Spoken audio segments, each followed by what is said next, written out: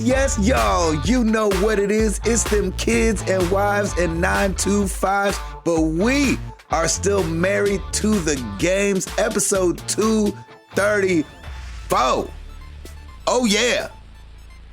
It's your boy Gabe Patillo with Tim Router and Placencia and Chris McCracken. Of course, and as always, we're talking games and life and games. Thank you guys so much for being here.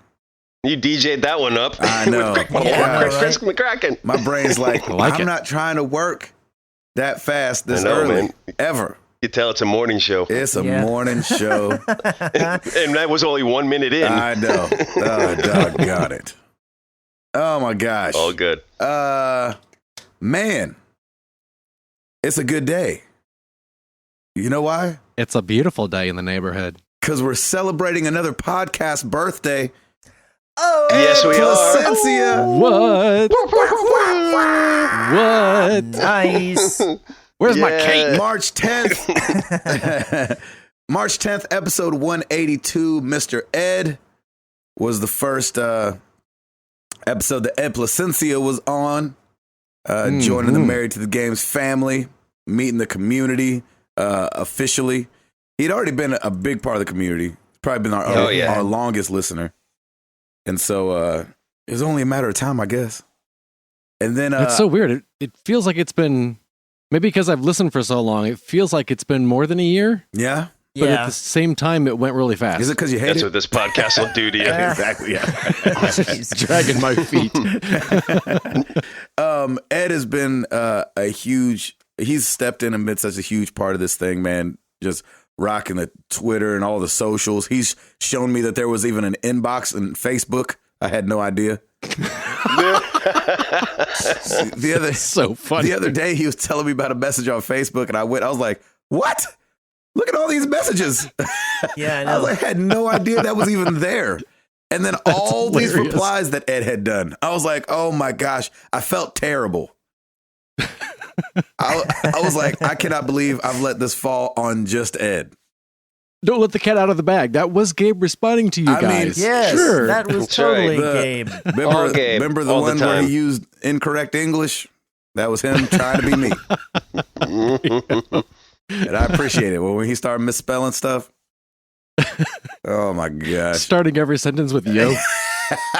Yeah, right? Starting yo with, dog. I mean. Right. That's funny. So, Ed, since it's your podcast birthday, you go first. How has your week been, brother? It's been a good week. It's been it feels like a long week just because Sarah's been gone. And so it's just been me and the cat hanging out. Yo, cat. We kind of got in a fight the other day, so we didn't speak to each other. I was about to say, you're the only one that knows it's just you and the cat. The cat thinks it's by itself. I know, totally. But I've spent most of the week actually packing for our move in just a couple weeks.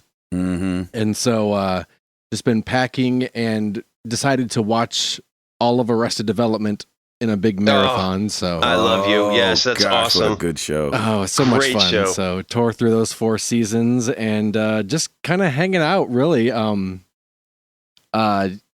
hasn't been a hugely newsworthy week for me. Played some Overwatch with so much fun to jump in with Chris and Lem and Gil and ton of fun. Oh my gosh, we've had so much fun this week. So jealous. It's been a good time. So jealous. And played some Sniper Elite 4 today, kind of jumped in and totally lost track of time. I started probably like at 7 this evening, and I haven't slept yet. So. Oh, no way. Are you serious? Wow, dude. Nice. Wow. There you go. Nice. That's some no wife, no kids stuff right there, boy. Yeah, seriously. That is definitely no wife, no kid stuff right there. So, yes. I'm kind of jealous right now, gotta say. Oh my gosh. So yeah, it's been a quiet week, but kind of a neutral week. So playing that much, were you able to get pretty far, or is it just because you're being super meticulous? I hope we did. I'm being super meticulous. I think I did two levels, Oh wow! And just Jesus. Wow, Yeah. dude, that is I thorough. am- Good for you. creeping. So Nice. it's been a lot of fun. I'm really enjoying that game. It's just exactly the kind of game I love. Just sniping and sneaking and sniping Really? again and sneaking around, and yeah, it's been a good And time. Was there some sniping in there? And maybe some sneaking. Definitely some sniping. A little bit of sneaking, a lot of sniping. I've figured out that because they're awfully stingy with the suppressor bullets. They have separate bullets for suppressor and regular bullets, even if Oh, you have a really? suppressor. Yeah. That doesn't make any sense. Yeah, it's really weird. You wouldn't think you would need different bullets for the silencer. I know, right? It's a silencer. Exactly. That's kind of what it does. Yeah, that's weird. So what I do is I get two perch locations. I shoot someone in the head and then I run to the other location and they all go to the other one. And then I shoot someone in the head and I run back to the original one. And man, it's been fun. That's smart. Good times. I love that.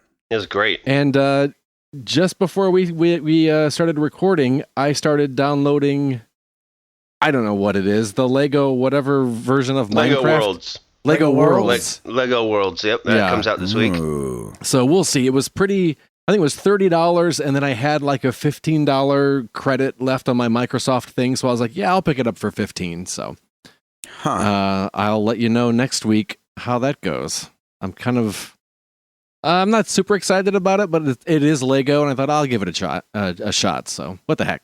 There you go. Yeah, you sure. love Legos. Yeah. And wasn't I know, that right? game originally like a Wii U game, or like it came out there first or something? Am I thinking of a different game? That might have been Lego City Undercover you were thinking of. Yeah, I think that's what I'm thinking of. Never mind. But Morning brain. oh yeah, I forgot. I got an Xbox One S. Oh yeah, you did. Yeah, you I did. forgot about that. And how did you acquire such Xbox One A S? friend of mine wanted to get a Nintendo Switch. What a fool. I know. Sucker.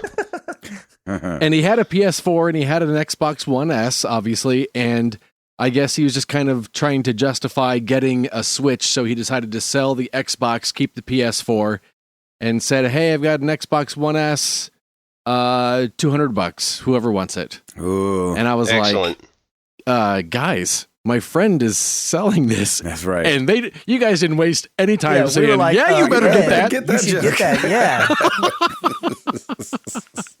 So you got it? Have you got it all hooked up? And is that what you're using now? yeah, I'm using that now. Nice. And Have you got Yeah, your little it's- adapter for the Kinect and all that? Is that working fine for you? I applied for it, and I had to get the serial numbers and all that, and they said it'll be there. It's on its way, hopefully soon. So So once that piece comes in, are you just gonna sell your old one? I'm assuming. yeah, you don't I need already two, have do the you? old one on Craigslist right now, Oh, there you go. and yeah. So we'll see what happens. And There you go. so yeah, I'm pretty excited about that. I love that it doesn't come with a power brick. I totally forgot Yeah. about that. Right. Yeah, that's a nice little thing that they finally built That thing is into a- there. Huge. I felt I like know. they did this all on purpose. Did what on purpose? It just do you came. mean? It just came out so quick after the original Xbox with like everything so much smaller Yeah. that you're like, y'all could have not done the power brick for as big as the first Xbox One is. Mhm. Yeah. Y'all couldn't have put the power inside like you did on the Xbox One S. That's all that much smaller. Well, Exactly. it's probably because they got a lot of flack for it too. So, Yeah, dude, so they they were like, were- "Oh, we got to change that up." Everything under the sun they were gonna do to make sure that there was no chance of any kind of overheating issue. Because they did not want a red ring of death situation again. So it didn't surprise Yeah. me at all when the Xbox One came out and it was massive and still had this huge fan and it had the power brick on the outside because they weren't taking any chances. But does that Right. mean the Themselves Xbox plenty One of S time will to get it all start shrunk down. to do Red Ring of Death? We'll see a red Oh, ring man, of we'll death. find out. I would hope not. I mean, there's not been any issues so far, and it's all the components are way smaller. So, you know, as time goes by and the components get smaller, you can make the device smaller as well. Mhm. Yeah. But I like the Slim. I would, if I had a reason, you know, to do it, I would upgrade too because I think it's a cool looking console. And I would Mm. hope they'd have better hardware because the ring of death was because of the contacts on the motherboard, wasn't it? Wasn't that the Well, issue? it was getting too hot, and then some piece inside there was like melting, and that was what was causing the issue. And then Yeah. it would like lose Oh, wow. contact because like I think the glue or the paste or whatever would come Exactly. disconnecting because it was getting so hot. On the processor, right? I don't know. I don't remember exactly Might which have been. spot. Yeah, because I didn't have that issue because I got an Xbox 360 later in the generation when they'd already figured all that out. Oh, right. So I never had Right. to deal with it. Yeah, it's kind of like I think it's like Router and Chris with your PS4 Pro because I don't have a 4K TV either, so it's like it You don't seems notice the anything? same. So yeah. Exactly. Well, on the Xbox One S, at least in the terms of the game part, the only real difference, as I understand it, is the HDR functionality, which again is something you wouldn't notice without having that on your TV, which I don't have right. that either. Yeah. The only 4K aspect of it is that it can play 4K Blu-rays, which obviously it would be downscaling to 1080p for you. Right. So yeah, I'm happy with it. There you I go. can't believe you're still up right now. You pulled an all-nighter. I love it. I know, That's right? amazing. Yeah, It's so great. that's funny. So there you go. Is that it? That is it, sir. Christopher. All right, so back when Gabe had visited, Stacy had kind of felt like she was maybe coming down with a little something, just not feeling exactly right. Didn't really know what it was. It wasn't like she was having a ton of problems, but she was like, something's not right. So fast forward to last week, it was on, I think, Wednesday. Finally, she gets to the point where like, all right, I'm just going to go to the doctor and see what's going on. She had a real persistent cough and just not feeling super great.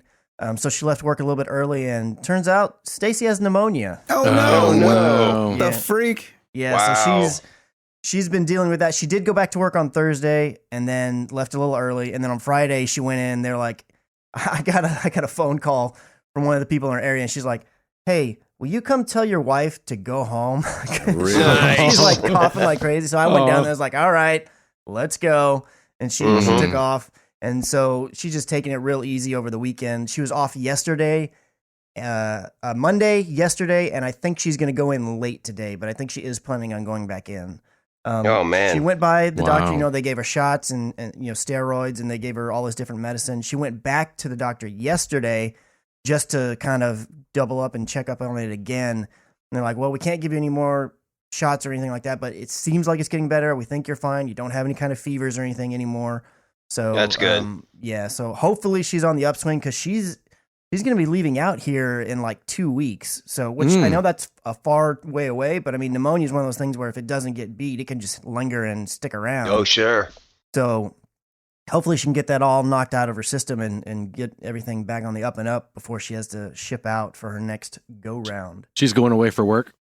Yeah, she'll be going away for work. And she's going to be on her next one that she's going to be doing overnights. Oh, wow. Which are always tougher Oh. for her in particular. I mean, I'm sure overnights are tough for people who aren't used to it in general, but she particularly has trouble adapting, like totally flipping her schedule like that. Yeah. It's Yeah, usually like it's the weird. end of the trip that she's finally getting in a rhythm, and then that's right when she has to flip it right back to days because she's coming back home. Mm-hmm. So I don't want her having to deal with anything like pneumonia on top of all of that, or I know any that's other kind right. of sickness, really. Sheesh. So Man, that's crazy. As long as that fever is under control, then I think it's just a slow healing process. yeah, and I haven't. I mean, I don't know a ton about pneumonia. I don't know if it is contagious, but I mean, I've not gotten anything from her, so I've been able to stick around and help her with everything. She's just been dealing with it all on her own. Ah, that's a bummer. And it wasn't super bad in the beginning because like we weren't even sure that something was wrong. She just thought she had a cough, and then went in and found out. And it's a good thing we didn't wait longer to go find out what the heck was going on. Yeah, no kidding. Good thing I didn't sleep in you guys' bed like originally planned. Yeah, I know. There you go. I was gonna be like, oh, what's that at the foot of the? Oh, that's just Gabe at the foot of the bed. It's cool. It's fine. It's all passed out. Exactly. I would have caught pneumonia. So last week, at the company that I work for, we've been doing some experimenting stuff with Facebook Live Mm-hmm. and some different things around there, and we've been looking into exploring how to do it with different interfaces and stuff, doing it through a computer, so we can use like bigger legit cameras rather than just a phone, because that's how we started out doing, was just with a phone. Right. And I was in a meeting, we were talking with this guy, and he just happened to mention OBS and Twitch in the same sentence. What? And so in my head, of course, I'm going ding ding ding gamer. Uh-huh. So I'm like, Yeah, all right, absolutely. so cool. I'm just hold off. I wait till the meeting's over, and I'm over. I go back to my desk, and then it comes lunchtime, and I'm swinging by, and he's over at his desk because he works in kind of near my area, and I just swing by. And I'm like, hey man, so you Twitch and stuff. So what you play games or something? What's going on with all that? Or something stupid like that, like gaming or something. Yeah, I You mean, know what I'm saying? would you be into something like that? I don't know, because this is my first time in a long time to have the situation where it's like you got to test the waters. And you see, like, are they a gamer or are they just something they've heard through the ether? Because you don't want to let the cat out of the bag that I play games all the time. So, Oh, come on, man. Be proud of that. Well, Stand up for it. It turns out he's like, oh yeah, man, like he lit up like a Christmas tree and just starts talking about gaming. And what it is he does racing, like sim racers on the PC. And he's got the kind of desk where it's got the chair and the pedal and the wheels and the shifter and all this stuff. Yeah, and he like is a part of a team that does like endurance races on the weekends and all these different things. And he just went off and was telling me about it, showing me Instagram pictures of his setup. Wow. And the game that he played, the one in particular, it's one where you pay like an annual fee or whatever, and you play just this one game. I think it's like $80 for a year or something like that. And it's iRacing, I believe, and it's a simulation. They have all these different tracks where you can do like rally, you can do NASCAR, you can do Le Mans type stuff. And they just race as a team, and then they stream it. And they'll stream like from each person's different perspective and different vehicle types and all this different stuff. And so that's pretty much all he plays. He did say like back in the day, he was into console stuff, but for the most part now he's pretty much just only sim racing. Really? And it was just really cool because I've never actually, like, I knew those kinds of rigs existed. You've seen pictures and stuff on the internet, but I've never known a person who actually had one of those, like where you sit in the chair and you're shifting and hitting the pedals and looking left and right and all this kind of stuff. I was like, wow, that's really cool. So it was neat to kind of chat with him about it. I told him about the podcast. I don't know if he's listening to it right now. This is me recanting our story. So what's up, man? How's it going? Your setup looks cool. Awesome. That's awesome. That's dope. So that was a cool experience. I haven't had one of those in a while. So that was I had no idea there was like iRacing teams and like weekend things and like annual subscriptions. That's crazy. Really. Yeah, and there's people, like he was telling me, other people, obviously, people can make money off of like doing Twitch and different things like that. But he's like, there's people who do the racing simulators and they're like sponsored by companies, like sponsored by Logitech to do sim racing. And he's like, our team's way more casual than that. We're not to that like point, but there's people out there who make a living doing simulation racing. Wow. I had no idea. I was like, that's just crazy. Like I knew it could get big, but it's like one of those things when you don't really pay that much of attention, it's kind of cool for somebody that has, knowledge in a certain area to be like, look, let me tell you about this. And you're like, whoa, that kind of like opens up a whole new world that I wasn't even paying attention to. Right. Yeah, it was definitely very interesting. I like that. Other than that, on the gaming front, as Ed said, played some Overwatch with him and Gil. It was, and Lim, it was a ton of fun. Yeah. We did these 2 nights of like custom games and just going back and forth, and it was just craziness. Lots of fun. So much fun. Did some more Don't Starve with Friends with Stacy and our friends. Nice. Over PSN. You can create, there's inside the game, Don't Starve Together, you can create servers and you can make them private where you invite certain people or you give them the name of your server, and you can even password protect it if you want. So you can all join up on the same world. I'm not sure if there's a limit. We've only have our friends Kayla and Katie that we play with. I don't know anybody else. But it's just kind of neat that we can all be in the same world, surviving and going around together and helping each other out. So that's a lot of fun. That's cool. But the vast majority of my game time has been devoted to Horizon Zero Dawn. Yeah, buddy. You've been killing it. Man, what's the verdict, man? that game is awesome. It's I awesome. love this game. I love this game. Good. Oh, Good.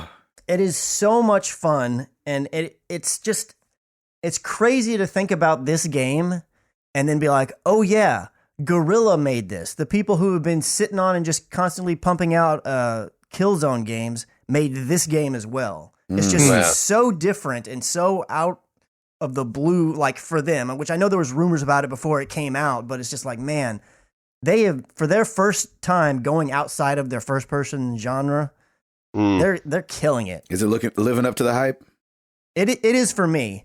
That's and awesome. I'm it's so glad. so good that, the only complaint that I have at all is just the animations on the cutscenes. It's like, what's weird is there's so many other animations, like when you're running around in the world, like there's so many little attention to detail animations, like the way that grass moves in the wind, or like, so when you're at this one point in the game, you can override certain monsters or the robots, mechs, and you can use them as like you can do a horse, and then you can use the horse to ride to the next location, if you will. when you're on that machine, if you come up across a threat or something like that, you can use your bow from being on the machine, so you're a little bit more mobile if you want. If you're aiming your bow and you turn around and you can do a complete 360 while you're still riding on the machine, and as she goes around, she'll like lift up her leg and put it around on the other side and lift up her other leg. And she like moves around like all these little pieces. It's not just like a twirl where it's just her leg just kind of goes through the machine. Like she lifts it up and puts it on the other side, moves around. All these little bitty details. And then it's like, man, that's great. But then what did you just Can't fix their mouths? Did you save the facial animations like on the cutscenes for like the very last thing and you were so tired you're like, yeah, that's good enough, whatever. They did them on Fiverr. Yeah. They just got some guys on Fiverr.com to knock that out. It's just so weird because it's like, man, there's so much attention to detail everywhere, and just right here, that's the only place where it feels like to me like the ball was dropped. So they had to do mocap then for those cutscenes, didn't they? So I wonder if it's that portion of the game. I would even think I don't know, man. I'm assuming there was some kind of mocap, but I would have thought mocap would have like it's some of them. The facial animations, like the main character, Aloy, and oddly enough, a lot of times characters with beards, maybe because their actual lips are hidden a lot of times, look the best. Like they're fairly good. You're like, okay, that's pretty good. It's not perfect, but it's pretty good. But there's some people where it's just like way off, and you're like, man, it just does not look. I wonder what that's good. about. It takes you out of. It can take you out of a cutscene for sure, or it does for me. Like I'll be watching and be like, I just find myself just looking at their eyes or their forehead. Like you're watching the Muppets all of a sudden. Yeah, right. You're like, Kermit did better than this. Yeah. Hi-oh. But Aloy. Yeah. The only other thing about the game that I will say in terms of like a negative is I find, at least so far, I'm really not all that far into it yet. But I feel like there are these encampments, kind of like in Far Cry when you can go and take over like a camp and you can knock over what do they call them whenever you take an outpost, right? Isn't that what they called them? Yeah. Mm-hmm. Yeah. So you can do similar things in here. There's not a ton of them, but they do exist. Those, so far anyways, even though I'm in a new part of the world map and I've gone to a new area where things seem a little bit more difficult, none of those have been particularly hard to defeat. They all seem anything that I've had to do where I'm fighting other humans is pretty easy. It's really not much of a challenge. Really? But anything that you do against the machines tends to get really difficult. I mean, in the early days, you find a few where you can kill them in one shot. But as you go and you find the more aggressive ones, like a lot of times you'll come up and there'll be more than one. There'll be like 2 or 3, or maybe there'll be more, or there might be like 3 different types of machines all in one area. And as you start to fight one, these other machines, you would think they would avoid it, but no, they come over and join in the fight.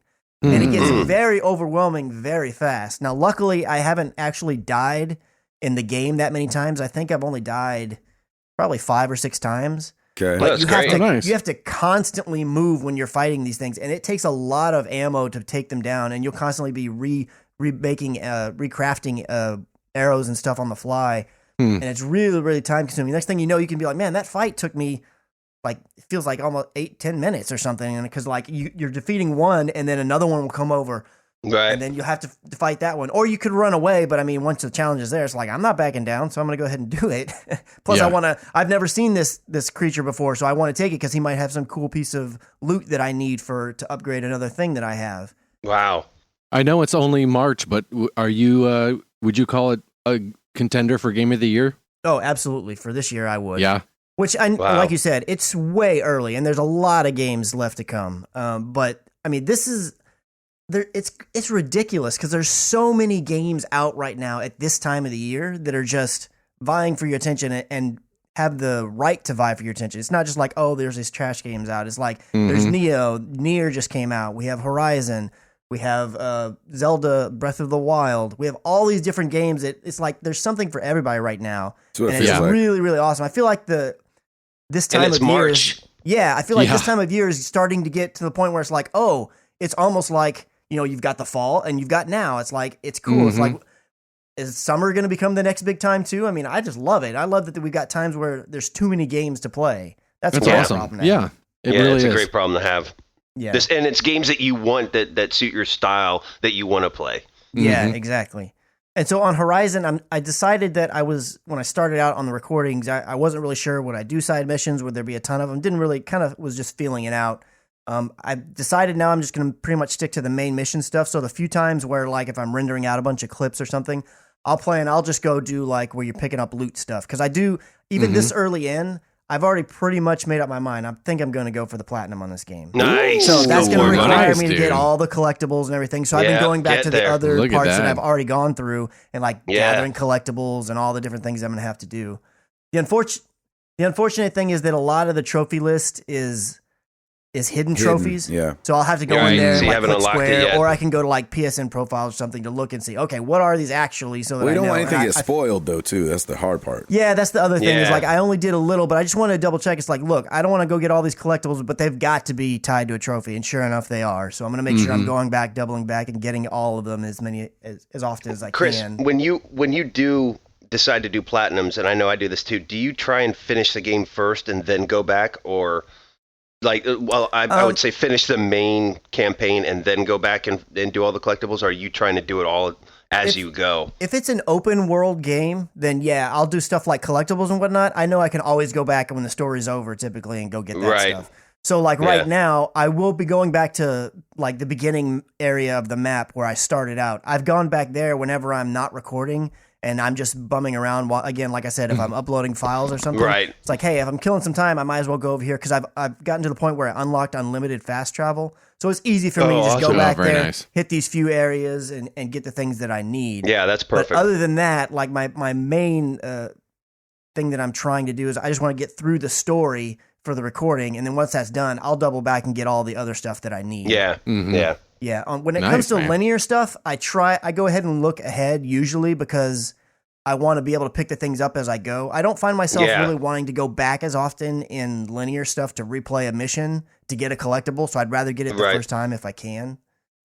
But Exactly, like on if the open if world the- stuff for sure. If the trophy is unlocked, then I'm all about looking at it. But if it's Yes. locked, like Gabe said, I don't want it. I don't want spoilers. I don't want to know anything until I can get to that point or unlock that potential for the trophy. Well, I don't know like how they arrange trophies, if there's any kind of system that the developers have to adhere to, but usually like on this one, so there's a huge list of hidden trophies. I always will go and look at the first like 4 or 5 because I assume that like the later trophies are the ones that are going to be like tied to Right. more big story spoilers. So I usually will look at the first few. And I don't know, maybe it's totally random and they could be in any order and I could be really shooting myself in the foot there. I But never I've not noticed ran either. into that yet. So I usually do Typically, it that they've been way. in order, I think. Yeah. So that's cool. Nice, man. I'm glad you're liking that. It's so nice to have a big game come out and it be good. I know Yeah, that I know. seems like I think No, that and it seems live like up no to the doubt. hype too. Yeah, but like Yeah, that's which just I always love. so nice. Yeah, Well, I Mhm. mean, I was very much, kind of like the rest of you guys, and Gabe in particular. I remember saying it, but I was excited for the game because it looked so cool. But it's like, yeah, but this is Guerrilla's first, outing in a third-person RPG. It's like this could be crap. Yeah, it You could be a never mess. know. I mean, Yeah. it could be a total mess. Yeah. And so to go in there with like walking slowly and be like, is this going to be good? And then to find out it is always super refreshing. Yeah, I really that's wish awesome. I would have gotten the collector's edition because I wanted to, and I was like, Wow. man, now I'm like, man, I wish I want that Aloy statue right here on my sheet. Nice. So bad. Yeah, I was one from day one. I was super excited about this game, and then it just kind of petered out for a little bit. And now I've got to go get it, but I just don't have anything set up yet. Yeah. so Right? yeah, it's great. That's good, man. I'm so glad you're loving that game. Yeah, it's awesome. If you have it, I'm excited for you to play it. Whoever does, and if anybody's thinking, oh, maybe I'll get it, even if you want to wait for a sale, I recommend picking it up down the road. It's just a lot of fun, even to just tool around in, when you've got some free time in the open world. It's There you a go. beautiful game. That's awesome, man. That's it for me, fellas. Oh, router. Ugh, it is adulting with a capital A right now. Yeah. And it's a pain in the A too because hey, so Ed gets an Xbox One S. I get a root canal on Thursday. Yeah, that was what was that awesome. about? What the heck? Yay! Was that Yeah, planned? on- I know, was it? Yeah, well, like Tuesday, my tooth started hurting, and I was like, man, I don't know about this. I'm going to let it ride out for a little bit. So by that day that we recorded, I was like, okay, I called my dentist. He's like, come on up. Let's just take a look. Let's do x-rays. And he's like, yeah, I think it's your nerve. I think you need a root canal. He doesn't do them, but he's got a network of people that do it, and they can fit you in tomorrow at 8:30. I mean, it happened like that. It was like less than 24 hours I was getting a root canal. And I'm like, oh, well, this might as well happen because I'm moving and like the whole world is chaos in my life right now. So might as well add this. Off. That's right. Dogs and cats living together, mass hysteria. So yeah, and it was not really bad at all. I mean, they numbed me up, and I was actually having a full-on conversation with him and his nurse. We were just talking the whole time. I'm like going the whole time, but it was drooling all over yourself. I mean, it took like 45, 50 minutes, and that was it. So. Luckily, so yeah, and now the tooth's totally fine. They capped it, so I don't have to go back to the dentist at all. Like they took care of everything. Good. So it was great. So just add that to the whole pile. But moving's going well. This is, I think, the last week that I will be in this house recording a podcast. Are you serious? Wow, dude. That's crazy. Man. Is that sad? Like I said, are you guys gonna cry? It is. It's really no. I'm not gonna start crying. No. I mean, when you guys leave the house this week. Yeah, so we moved the movers. We were supposed to move on Saturday. The radon mitigation is actually now happening on Thursday. And I talked to the guy, and he's like, never in my experience have we ever had issues like this with the homeowners association. I'm like, of course not. Of course it has to be me, and of course it has to be my homeowners association. And honestly, it is such a joke. It really was just two nosy neighbors coming out, acting like they know what they were doing and just wanting to make everything look pretty. And I'm like, look, these guys are professionals. They know probably where the right place to vent everything is. And we already picked the same spot that it's going to go. So it's unobtrusive. It's not in anybody's way. Because when you do this radon mitigation, they reline the crawl space and then they put a venting system, so you have PVC pipe going up the side of your house. Right. Well, they're not going to do it on the side where you're driving down the development and it's boom right there. They put it where the HVAC was, which is tucked away in between my neighbor's house and on the other side. Yeah, it's like you already got ugly stuff right there. Right. It's it's already with everything else, so it's unobtrusive. No one's going to care, and this is how it goes. So it took 2 weeks for the homeowners association to get back to us, and the president of the homeowners association didn't even show up at the right house. He was like 2 doors down, and the other woman who was there was like, "Hey, Scott, you got to come up here. It's this house." So I'm like, "You guys are a bunch of clowns. I'm not listening to a word you're saying." So when I talked to the guy, I'm like, "Listen, you do what you do. Don't worry about them, because guess what? I don't care anymore because I'm going to be out of here in a week, so it's no big deal." So anyway, the radon stuff is the final piece in the puzzle of getting. We've done everything else that based on the inspection from the buyer, and so it's probably going to delay our closing a day or two. So Saturday it's supposed to pour here, so we decided to change it. Well, if we're not closing on Monday, let's have the movers come on Monday, which is supposed to be 69 and sunny, which is going to be beautiful. Amen. So that's great. So it's like today. Today's supposed to be like that. Yeah, I got 4 guys, 2 trucks coming on Monday. We're probably going to close Tuesday or Wednesday, so I will be recording by next week in my in-laws' house. And yeah, man, it is very bittersweet. It's going to be it's going to be a roller coaster, but like these next 5-6 days, I want it done. I can't.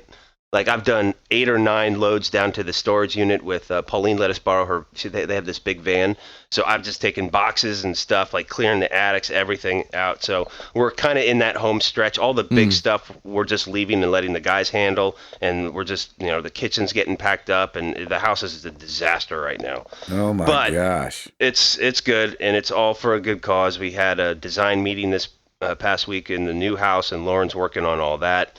And so it's been really, really, it's good. It's exciting, but it's stressful, and it's just like, ugh.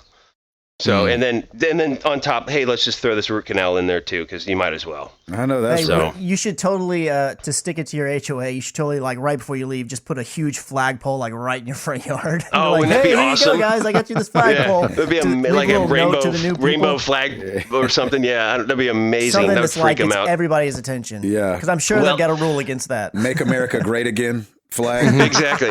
And here's the other funny thing. I got a letter yesterday saying, hey, your for sale sign, which is still in the yard, right? Just because it's our realtors Well, it's and she marketing, hasn't yeah. taken Yeah, and it it down says like and in the it's- contract and it's doesn't it, or marketing. sold or It says something. sold. No, well, yeah, it's sold.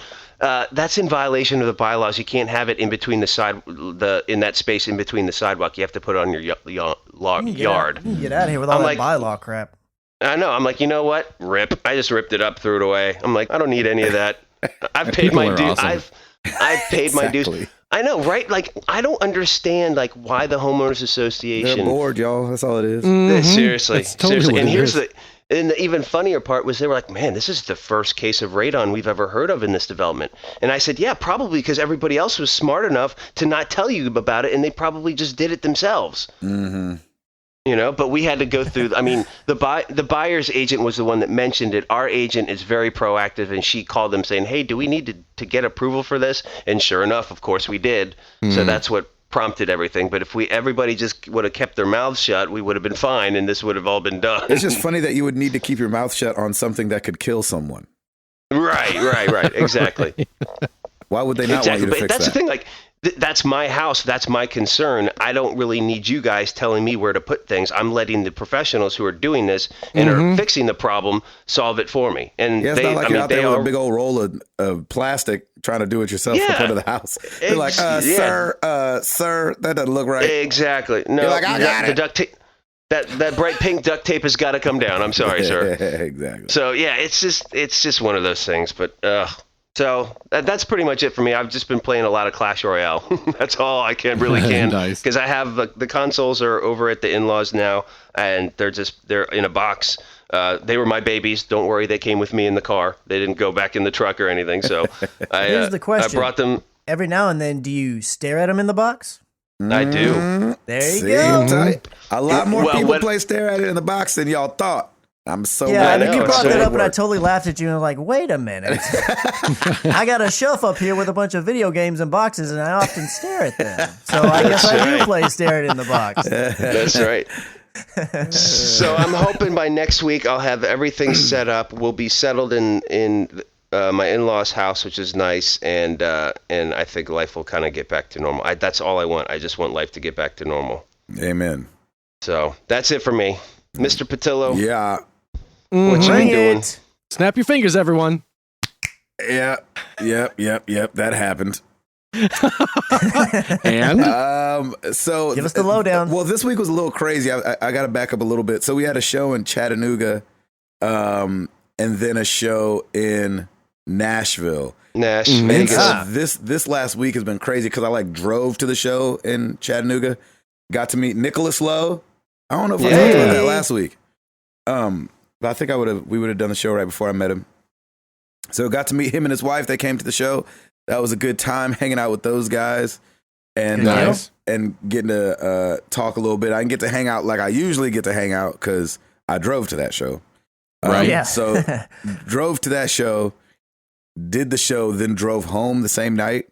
Mhm. wow. And then next day, and Chattanooga's only like hour and 45 minutes away, 2 hours. Yeah, Oh, not okay, even. that's not bad. Yeah. Yeah, it's easy. And then we had the Nashville show the next day, which Nashville is just always crazy.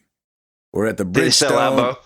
Bo? It didn't quite sell out. I think we were probably like 800 away from sellout. I think sellout's 12,000. I think we're Yeah, I like at think you're right. 11,000 something. Oh, that's great. But just like the comps and all the free tickets you give away for the Nashville show, and then trying to deal with family and Remy and Yeah. Oh, yeah. Remy. and how all that stuff goes. Oh yeah. Poor and Remy. Yeah, exactly. I know.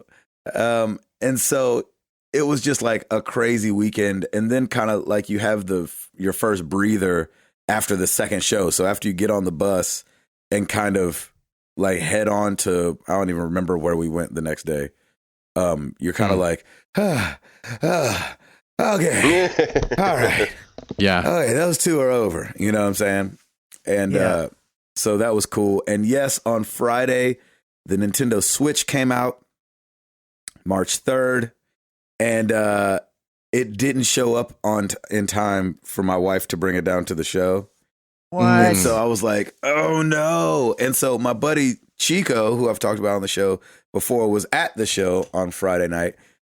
And I was like, yo, you think you could drive me to the house right after this and then drive me back downtown so I go get my Nintendo?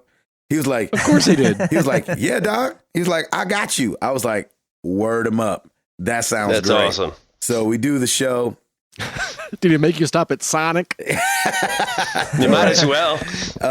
And I called Chico. I'm like, yo, I got Toby's family out of here. You ready to go? He's like, dude, I came home on accident. I left during the show. He's like, I totally forgot. Oh, I was no. like, you gotta be kidding. And I didn't. That is amazing. And of course I didn't get upset. He was gonna do me a favor, but I had already told like Amara and Jenny. I was like, hey, you guys just head home. I'll come give everybody kisses tonight when I swing by to get the Nintendo.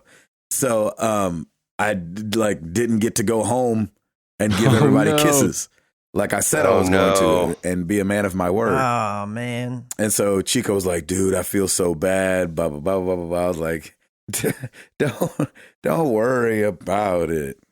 Yeah, all right.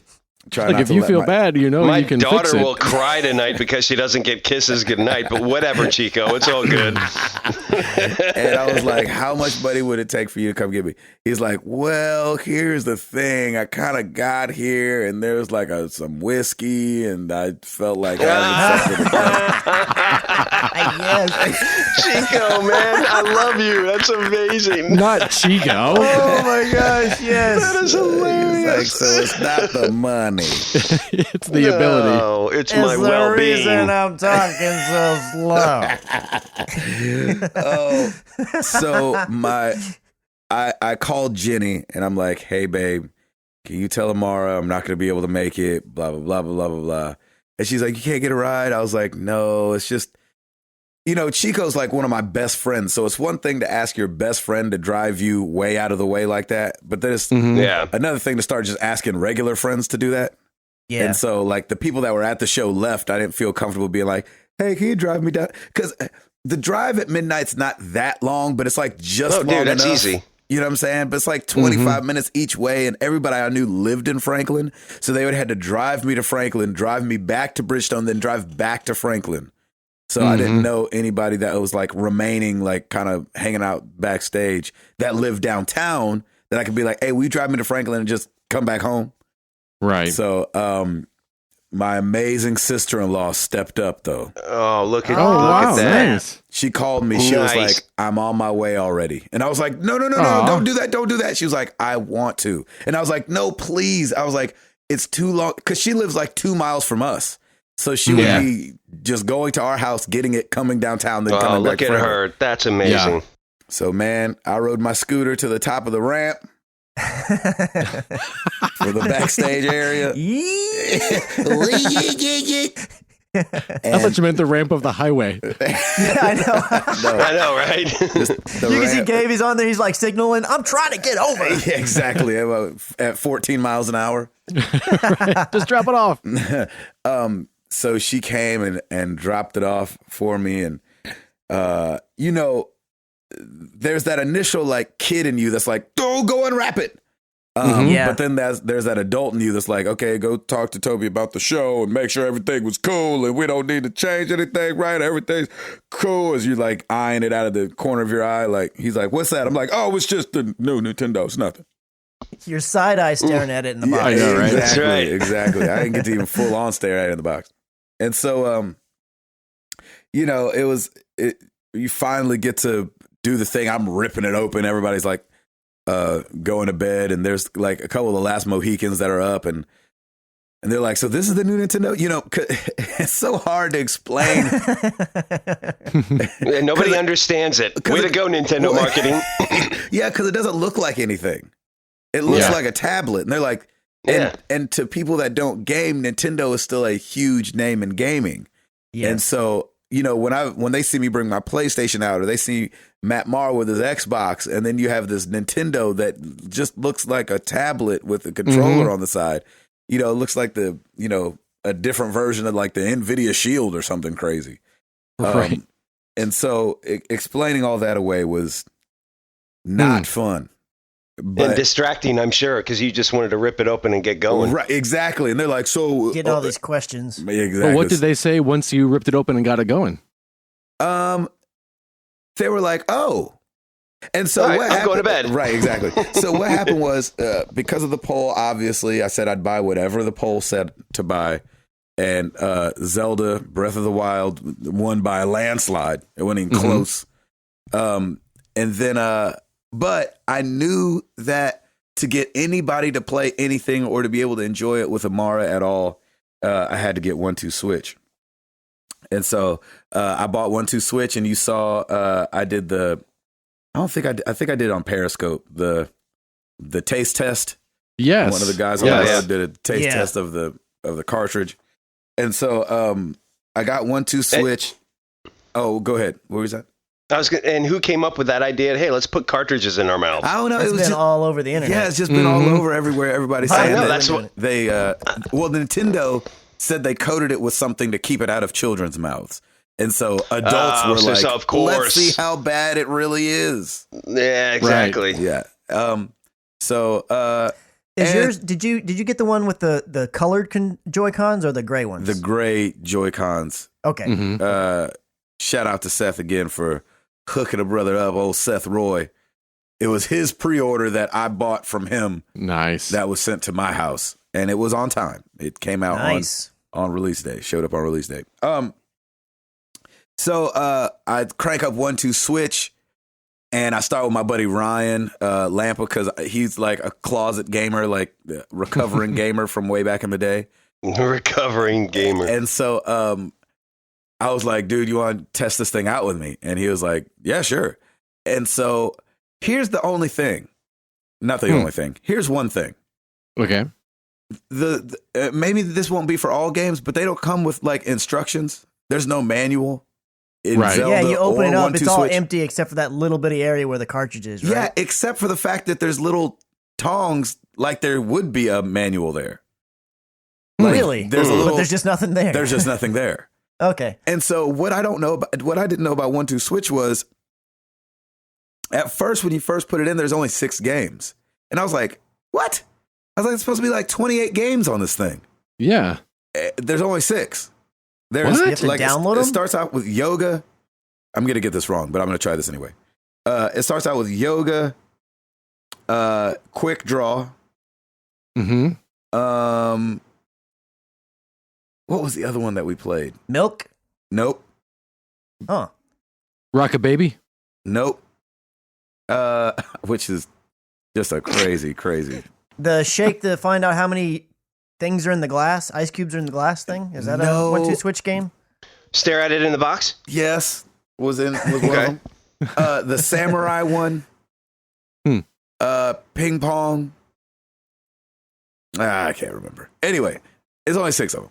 So we're playing quick draw, and they're loving it. Everybody's having a good time. Toby even played, because Nice. it kind of when you do something like that, it itches your just competitive spirit, because it's really just you versus the other person. You're not even really paying attention to the television. Yeah. And so we're doing that. That was fun. And everybody's like, this is awesome. This is awesome. And you're like, all right, okay, all right. We're okay. This is going.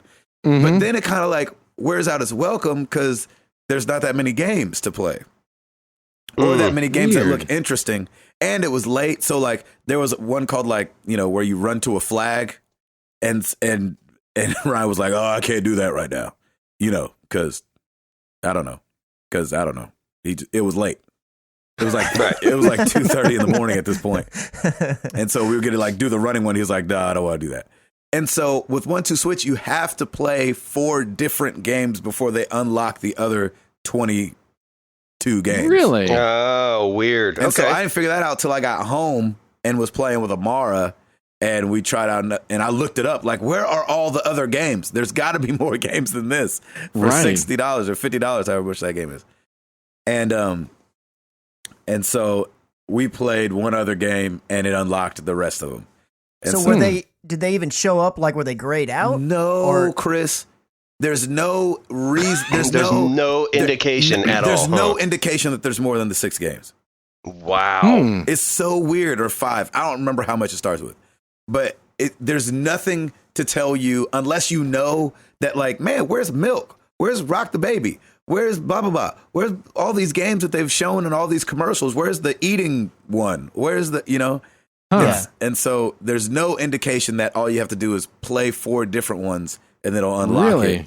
Yeah, it's just so strange. I don't know why they did that. I bet somebody was like, hey, here's a cool idea. Let's only give them 4 games, and then after they've played them, these others will just appear, and they'll be so delighted. I bet that was kind of the thinking behind Maybe, it. but like the games that are on there to start with aren't great. And so like the yoga one I wouldn't have done unless I was bored. And then like Quick Draw is good. We never even did the samurai one. And ping pong is good and fun. And so those were the only ones we did.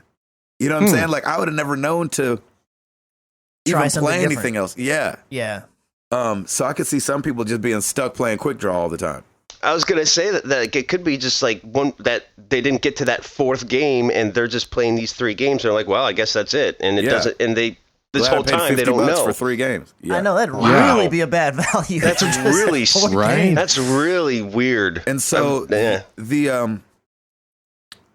and then they open up all these other games, and those games there's some games in there that are pretty fun. Yeah, good. That show off. How many total are there? 28.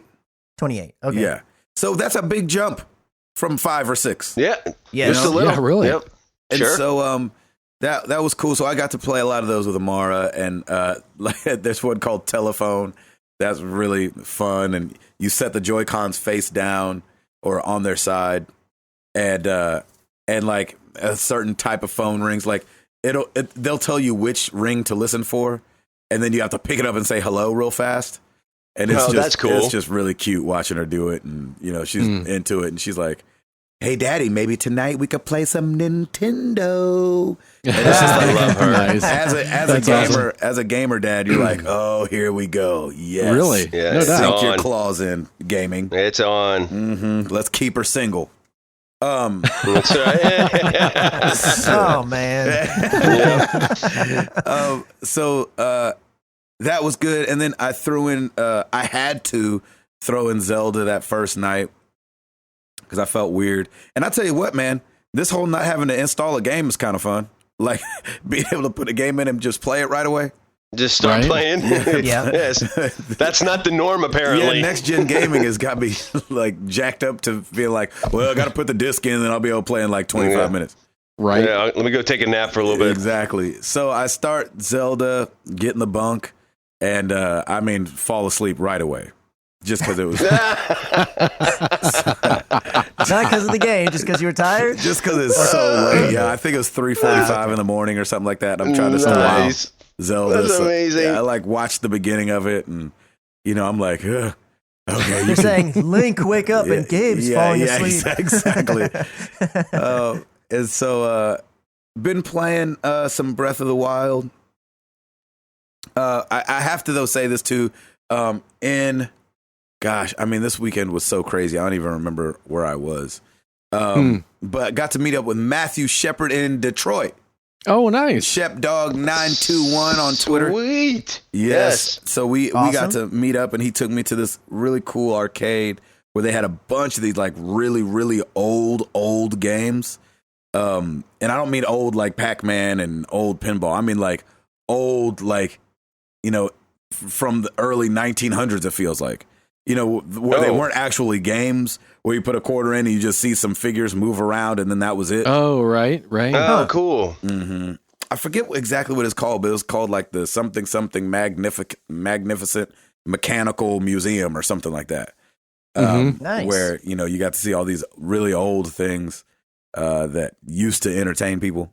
That now kids would be like, seriously, that was it. Yep. Right. And he brought me a gift. I was feeling like Chris McCracken up in here. What? He got me Power Stone for the Dreamcast. No. Nice. Can you believe That's that crap? awesome. That's amazing. Our community, man. Number one, That's so cool. people don't need to bring me gifts. But if you're gonna, thanks for paying attention, Matthew Shepard. That's Right. amazing. So I got Power Stone for the Dreamcast, which is awesome. So now I've only got to be on the hunt for Power Stone 2. Woohoo! Nice. So anyway, that was a really good time hanging out with him and his wife, and then his best friend and his best friend's wife. And so they all came to the show and stuff like that. Hopefully they enjoyed it. And that was just cool riding around with them and figuring out, where they come from, how they met. Because it's one thing. What's so interesting about meeting people, and I'm talking for forever. I'm so sorry. It's fine, man. You're fine, dude. That's what we're here for. Yeah. One thing that's weird about it is that people that have been listening for a while really know us. But you're meeting somebody for the first time, so you know nothing about them. And so, where Remy and Milo, for me, have been born on this podcast. My grandmother died on this podcast. We've had other deaths on this podcast. And so it's weird knowing that I've shared my life with somebody every week. People that listen to this show know more about me than probably my dad. You know what I'm saying? Just because I talk to you guys more often than anybody in my life. That I don't see on a regular basis. And so, he could talk to me from the sense of like, oh yeah, because you did this, and because you, and I don't know anything about him. And so it's fun to sit back and be able to ask questions and find out about it. Actually I feel like it makes the conversation more comfortable because they know a lot about you so that you can engage with them and talk more with them. I do too. I think that's great. Yeah. So that was a really lot cool. of fun. Yeah. And so that was a good time hanging out with those guys. Okay, so Zelda. Yes. I was going to say, I hope he comes back around to Zelda because people are going to be flipping their lids if he doesn't at least give like an update on like his thoughts on it. Besides, I play little Zelda. So here's the problem. And this is your first Zelda, right? This is my third Zelda. Third, okay. It's my fourth Zelda, really. But it's my... But you never completed them, did you? It's the first one that I'm kind of like, I got to play this one all the way through. So Gotcha. I've played the original Zelda.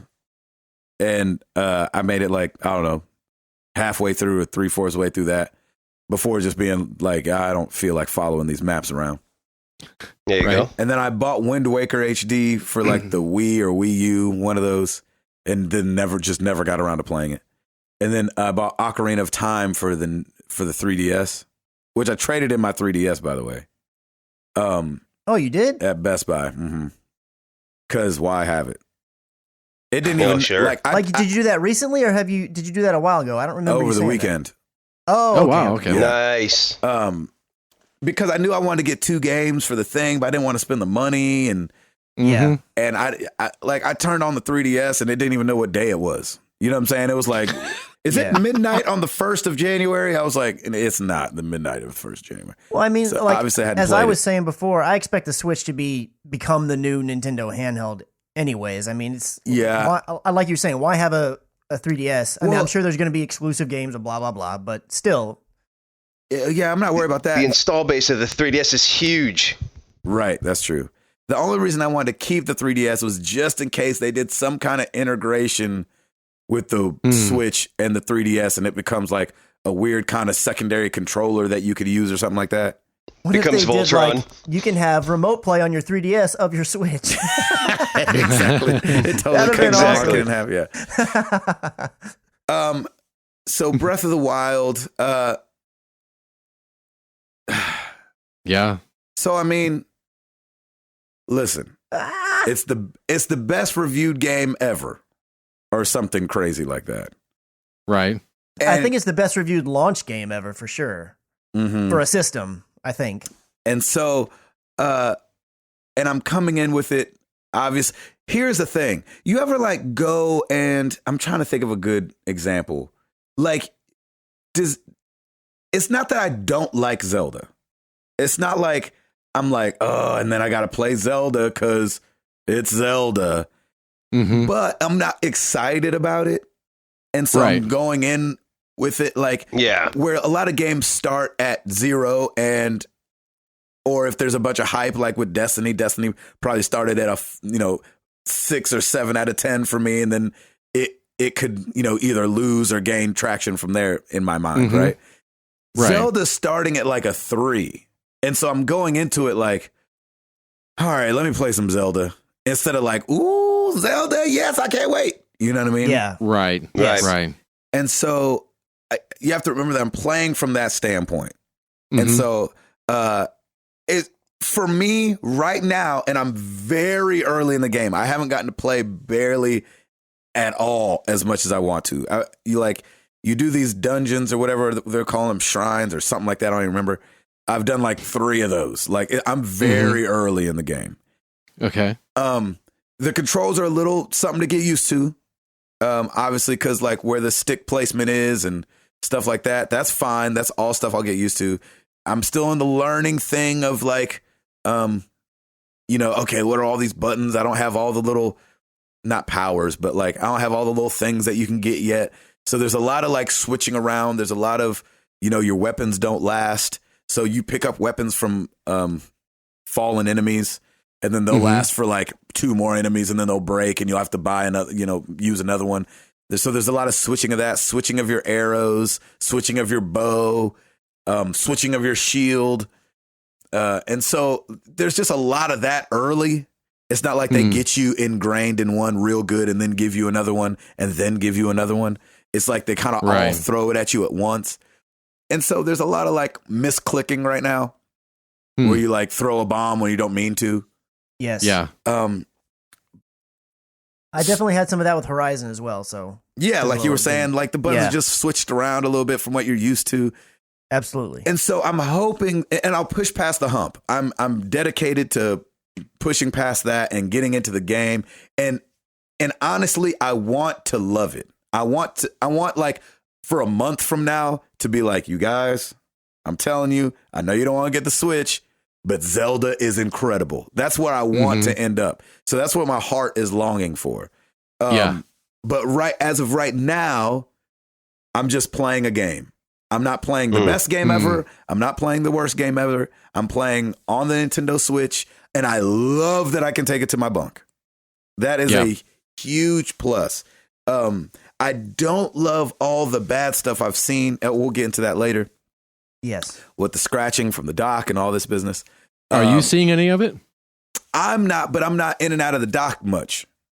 Right. I've been like, whether either it's sitting in there or it's out. So I'm not doing a bunch of back and forth. But I'm also really careful of it because of what I've seen. Yeah. Is this still my week update?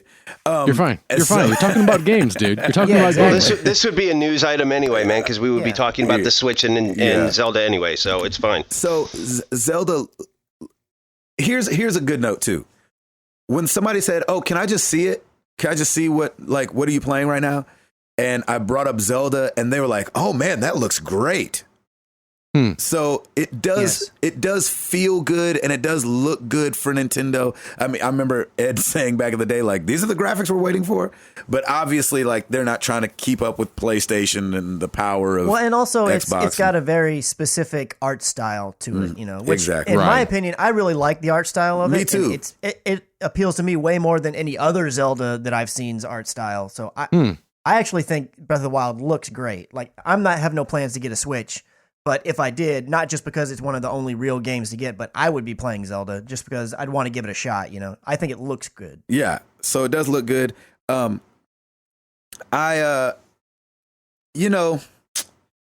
charger's in a weird place. So for if you want to, there's no tabletop and charging because the charger's at the bottom, and so I don't know if somebody's gonna come up with like a, Nikon is going to come out with like a little boost up to where you can have it plugged in and playing it, but not necessarily in the dock. Yeah. But something needs to come out to where you can put it on the table and charge it at the same time, because then you can't take it to a party. You know what I'm saying? I'm not going to take the whole dock to a party to show off 1-2 Switch or whatever, which can, I think, hold its own at a party. Not at like a real like dancing party, but like if I brought the Switch to something and was like, dude, y'all want to play this thing? They have like this team mode, which I haven't done yet, but they have a team mode on 1-2 Switch where you're passing the controllers around and you're each playing different games. That could be fun, but you can't charge it and play it at the same time. But on stuff like that, like 1-2 switch type games, Yeah. I would assume those aren't super taxing. So is the battery life better for things like? I mean, I'm assuming that like Zelda like really taxes the system. I'd so it assume makes that sense too. that the battery goes down. I'd assume that too, but I have no idea. I haven't run out of battery yet Okay. doing anything. Gotcha. But just the fact that you can't play it tabletop and charge it is an issue. Yeah. Because it's not necessarily that, because not everybody's like Chris and leaves the house with everything fully charged and then charges it in the car as they drive. You ain't joking. I got stuff charging right now. I know you do. And so, that's a problem. Anyway, I won't get into all that. I'm playing it. I'm liking it. Am I loving it? I'm loving that it had the bus playing video games. And I think that's what Nintendo does well. And is they're inclusive. And so and have the guys been like, hey, do you want to play Nintendo again? Like, have they come back to you yet since you introduced it? Well, I text Ryan and I was like, dude, 22 other games just opened up. You're going down. And he was like, you've got to bring it out this weekend. And I'm like, will do. Okay, good. So it'll probably keep me away from the PlayStation though, which is a job in itself.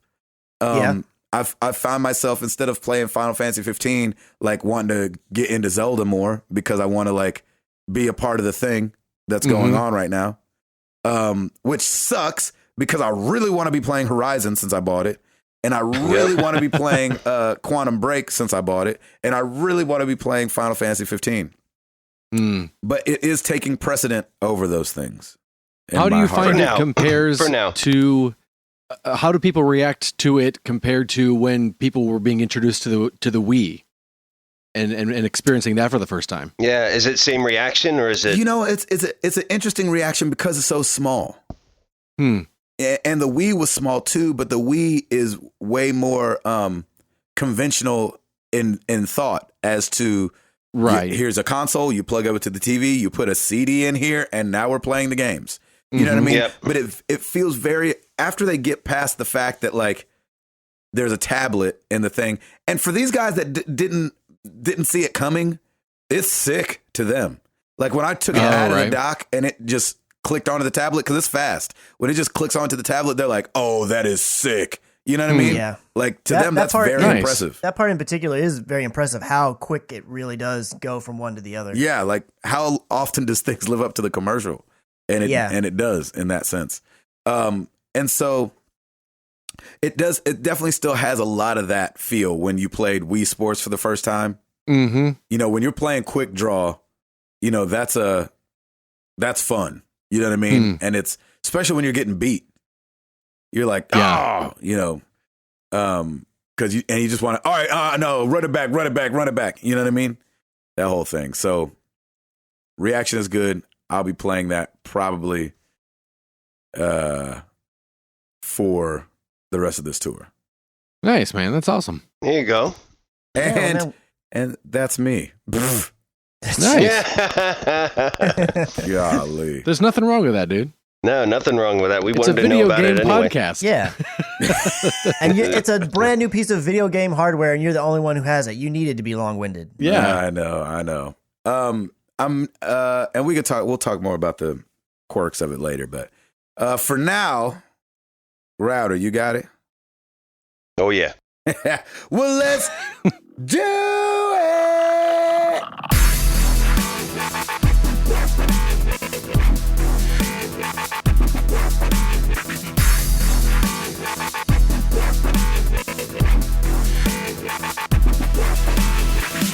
All right, and we'll go quickly through this. New releases this week. No one's really talking about it, but Tom Clancy's Ghost Recon Wildlands is out. That's right. I haven't heard much. Everyone's still talking Zelda, Nintendo Switch, and yada, yada, yada, yada, whatever. No, Tom Clancy's Ghost Recon Wildlands out, PS4, Xbox One, PC. Ultimate Marvel vs. Capcom 3, Xbox One, PS4.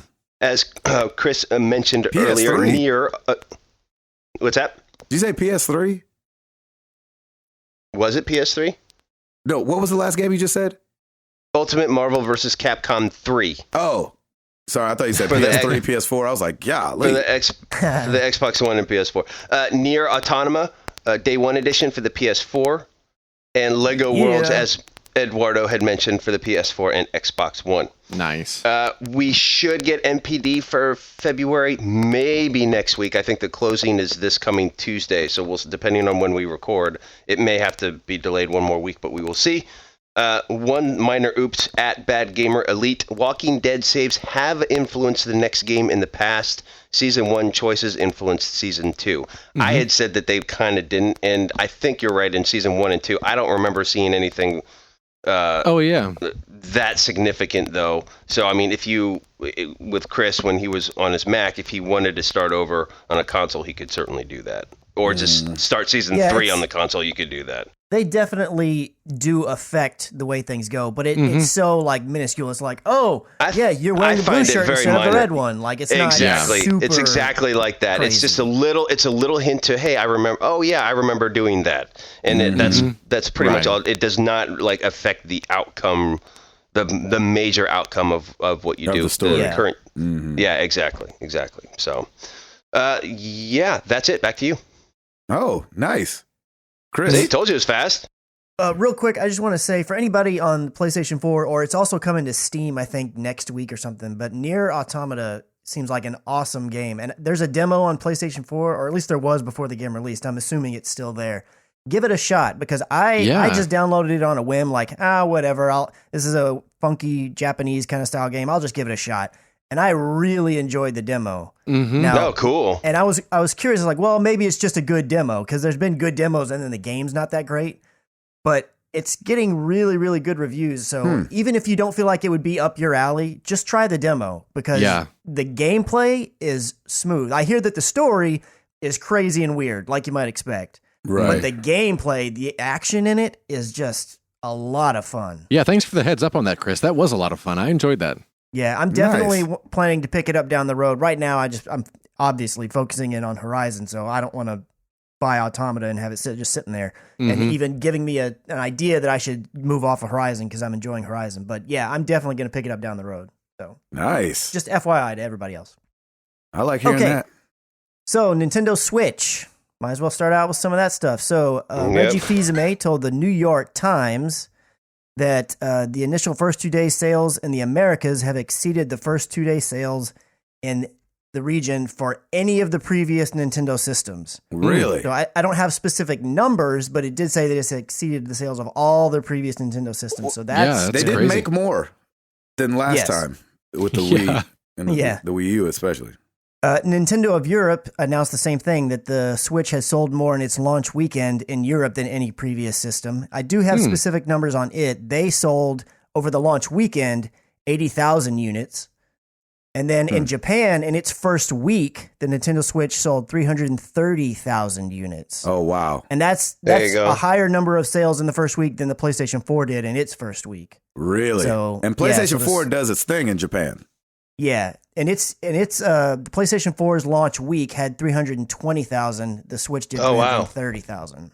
Is it just, maybe it's just my naivete of Nintendo, but I would assume that Japan would have at least doubled that number in Nintendo in the sales, just because it's Nintendo.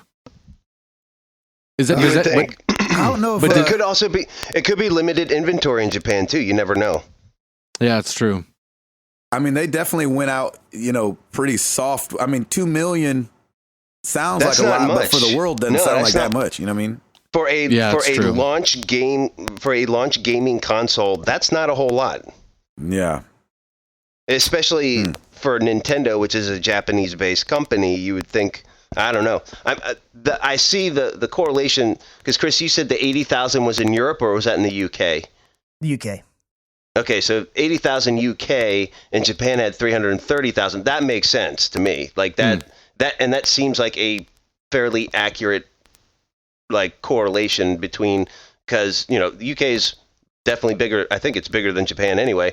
But because this is a Japanese company, you would think that it would double and triple, and it did. So yeah, right. That makes sense. And there's a lot of people out there, like obviously all the Nintendo fans that are, as they should be, eager for new hardware. But there definitely are those people who were on the fence. Maybe they didn't really like the Wii U, or they had one but didn't care for it, or they never got the Wii U and are finally excited to come back into the fold, that were definitely going out there. So I had no doubt that they were going to launch fairly strong. Like that 80,000 in the UK in comparison, like the Wii U had sold 40,000 on its launch weekend. So like it doubled that, which is a small number overall, but the UK is smaller than like the US or whatnot. So sure. Right. So I mean, it's starting out strong. Now, whether it awesome. Sustains itself, that'll to be determined. I mean, the next big game, I guess, if you will, is the Mario Kart remaster, or whatever Deluxe. They're calling it, Deluxe. Yeah, and that's I think May or something. I don't know. Sooner than that, isn't it? Maybe it's April next month. Maybe. For some reason, I thought it was like right around the corner for some strange reason, but it might be May. It might be. Yeah, it might be. But we'll just have to see if they continue on, or if, like, is the base satiated and it's just going to kind of like teeter until a lot more other games come out, or is it going to continue to sell? That'll be the interesting thing to see. Yeah. Mm-hmm. Oh, I think you're right. January, February, March, April 28th. There you go. So that's only, a little over a month away. That's not much. Yeah. And I tell you what, it does feel like going to the store right now, it feels sparse, man. Like I definitely wish they would have launched. One of the very first questions I was asked was, hey, can you play the old games on it?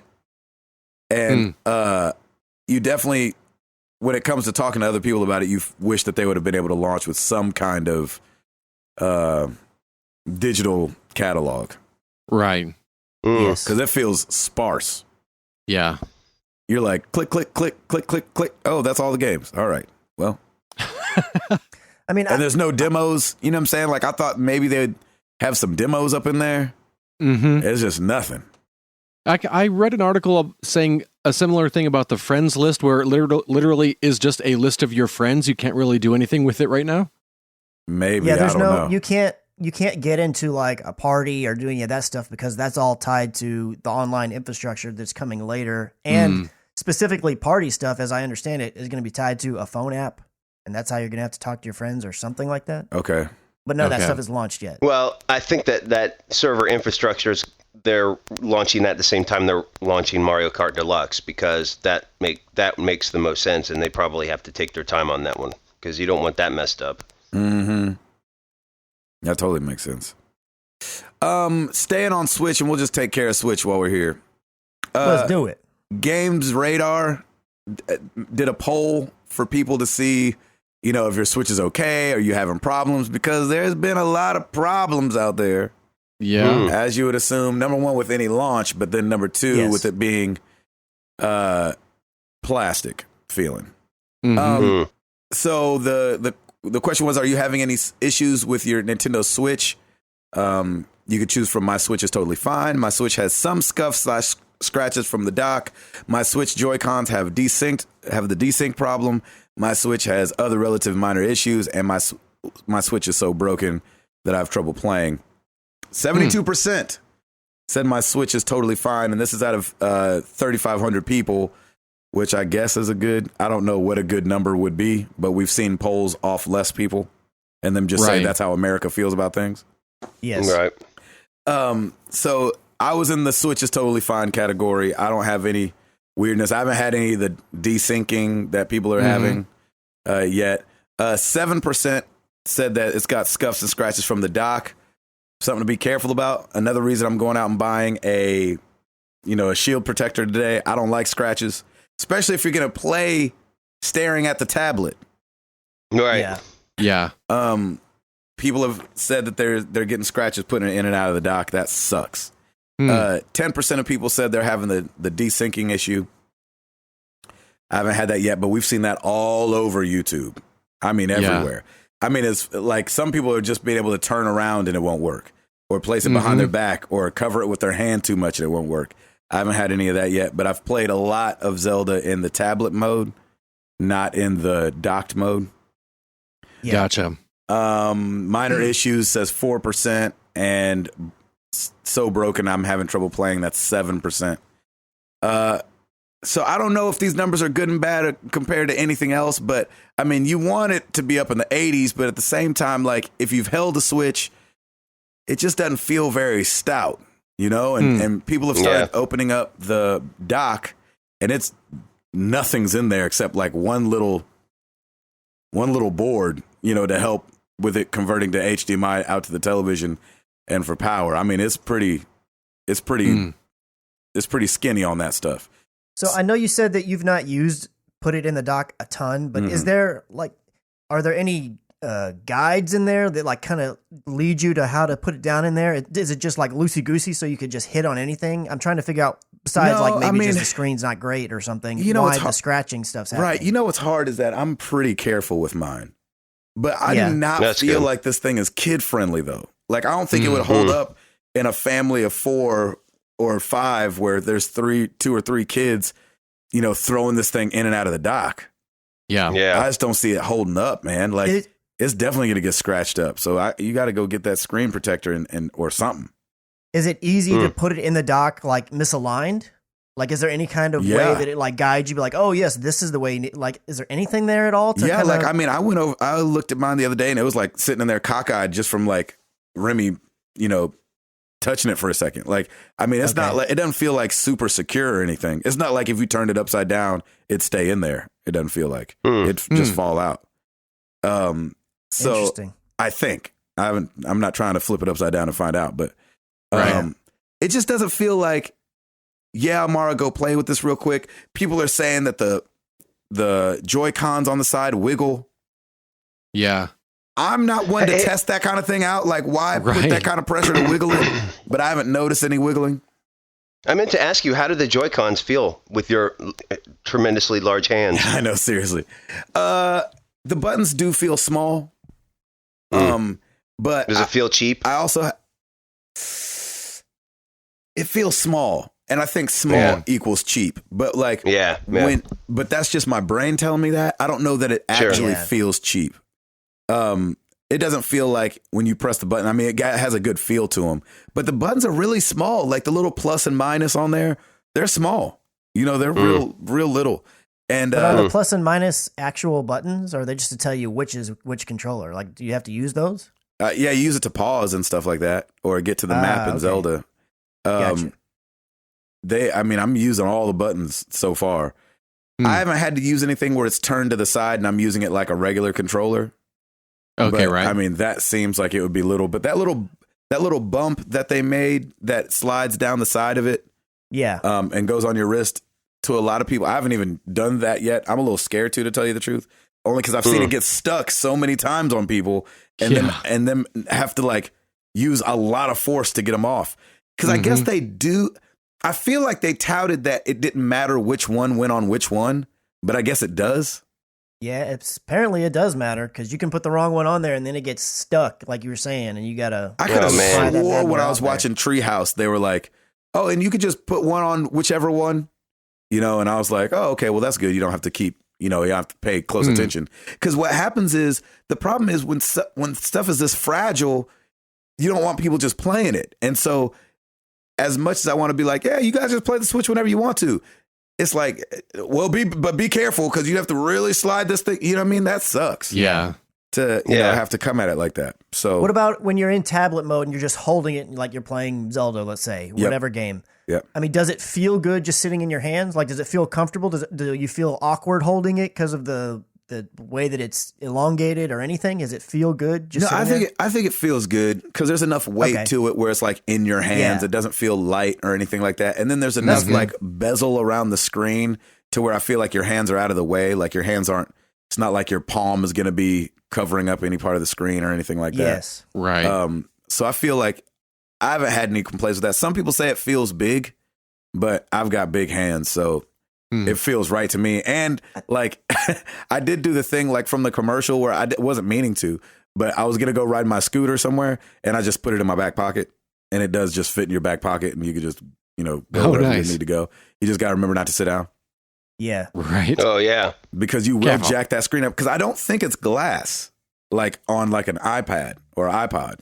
Yeah, I'm pretty sure I read that it was plastic. Yeah. So be careful. It just doesn't feel, and not that it's supposed to do this, and not that anything's supposed to do this, but like, I can't tell you how many times Remy and them have dropped the iPad. They've dropped it a bunch. And that thing takes a licking and keeps on ticking. this doesn't feel like that. Like I wouldn't want this just to tumble onto a hardwood floor and feel like it would be okay. Yeah. It feels like it would break. And explode into 1,000 pieces. Right. And the thing that's different about this that kind of puts you on edge is that it is the console. It's not like the gamepad where you just replace the gamepad off eBay for like $100 or something like that. Right. If you break the tablet, you got to get a whole new. The whole thing's broke. Unless you can just keep it in docked mode. Maybe if you break the screen, you can put it in docked mode and only play it in docked mode. That defeats the purpose, though. Yeah, for me it does, because I like going to my bunk and playing. But maybe for other people, they're never going to undock it unless they. I don't know. That's true. All right, enough of the Nintendo Switch. Oh, enough? You want to move on? Oh no! I mean, from me. Oh, okay. Well, I just had one other thing to kind of going along with how you're saying that, you want to be careful with it and if it breaks or whatever. Yeah. Because all of the game save data for anything you play on your Switch is saved to the system's internal storage, which is the 32 gigabytes that it has inside of it. Right. So Nintendo has come out and said right now that it cannot be saved or copied to the micro SD card. Why? So if you run out of space, you've got to delete some old save data, which 32 gigabytes is a lot of save data. I mean, I've got a gig, I think, of cloud storage or more on my PS4. I've got a lot of games, and I'm not anywhere near filling it up with save data. So save data is not a lot. Yes. But where this becomes a bigger issue, and as far as I can tell, right now, there's not a way to handle it. Like, if your Switch dies or breaks, exactly, you're not transferring your save to a new Switch. Oh, you're starting over. Oh, wow. They've got to like have a a Switch transfer cloud between Switches. There has to. Well, if there is, I haven't seen there will, anything or if about not, it. there will be. There's got to be at some point. What I'm thinking is going to end up happening, it wouldn't surprise me at all if they never open it up to where you can save your stuff on the micro SD card. But I could see once they finally get their online stuff going and that's flowing, where it's going to be. That you could upload it to the cloud and then you could download it back to your other Switch. I bet that will be a thing. And didn't they do that with Wii U, where there were some saved games from the Wii that you could transfer over to the Wii U? I thought they already did that. Oh, yeah. So I think when the server goes up, that's going to solve a lot of these issues, and they'll have cloud storage. And I think there's no way that you're going to, in the modern day gaming world, that you're going to get away with that and not having to start over if you have to get a new console. Come on. It's just for the time being. Right. You've got a Switch and something happens to it, or you happen to buy a second one, like because you're a household, you have two gamers and you just want to flip back and forth. You really can't do that with your own saves because it only wear gloves when you play to the internal memory. Yeah. So just keep that in mind and continue to baby your Switch. Make sure nothing happens to it. Right. Yep. Exactly. Yeah, Remy. Seriously. You I'm gonna burn this world. I've already seen him like wandering over by it. I'm like, and then I go grab it and put it on. Smelda. Yeah, exactly. He's like, That's what's awesome. this? Something for me to break? I want to make cool. it Y'all click. got something for me to break. So you done with the Switch news, Chris? Yes, that was it. You don't have anything else? Not Switch wise. Okay. It looks like the Metal Gear movie is going to be happening. It does. And the director is talking about it and thinking about it and talking about it. Jordan Vogt Roberts. That's how you say his name. He directed the new Kong movie, which I really want to see. Funny enough, I really want to see it too. Oh, I want to see it that looks too. pretty good. When I first looks saw good. the trailers, I was like, not seeing that crap. Yeah. No, Really? I was the exact the total opposite. When I saw that silhouette of Kong, I was like, I am in. And I'm with you, I'm Chris. not a I was big- like, yeah, let's do I'm not a big this. monster movie, like a monster movie guy. Like I feel like it's gonna be campy and cheesy, but Yeah. it kind of looks good. I'm not a big Yeah. monster movie guy either. I'm a big King Kong person.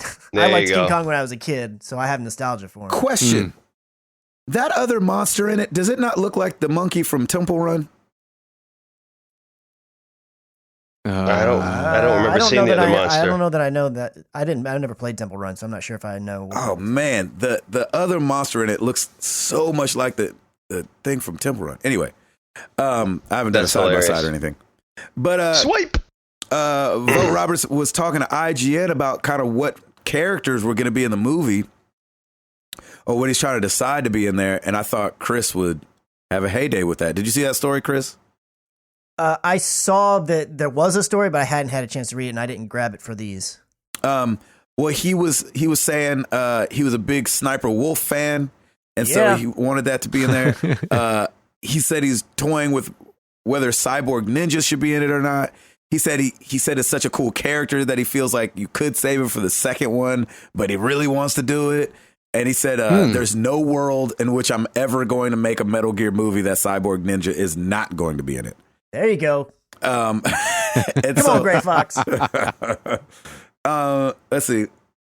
He talked about what was the other character he talked about? Oh, he talked about breaking the fourth wall. Who was that? Psycho Manus? Yeah.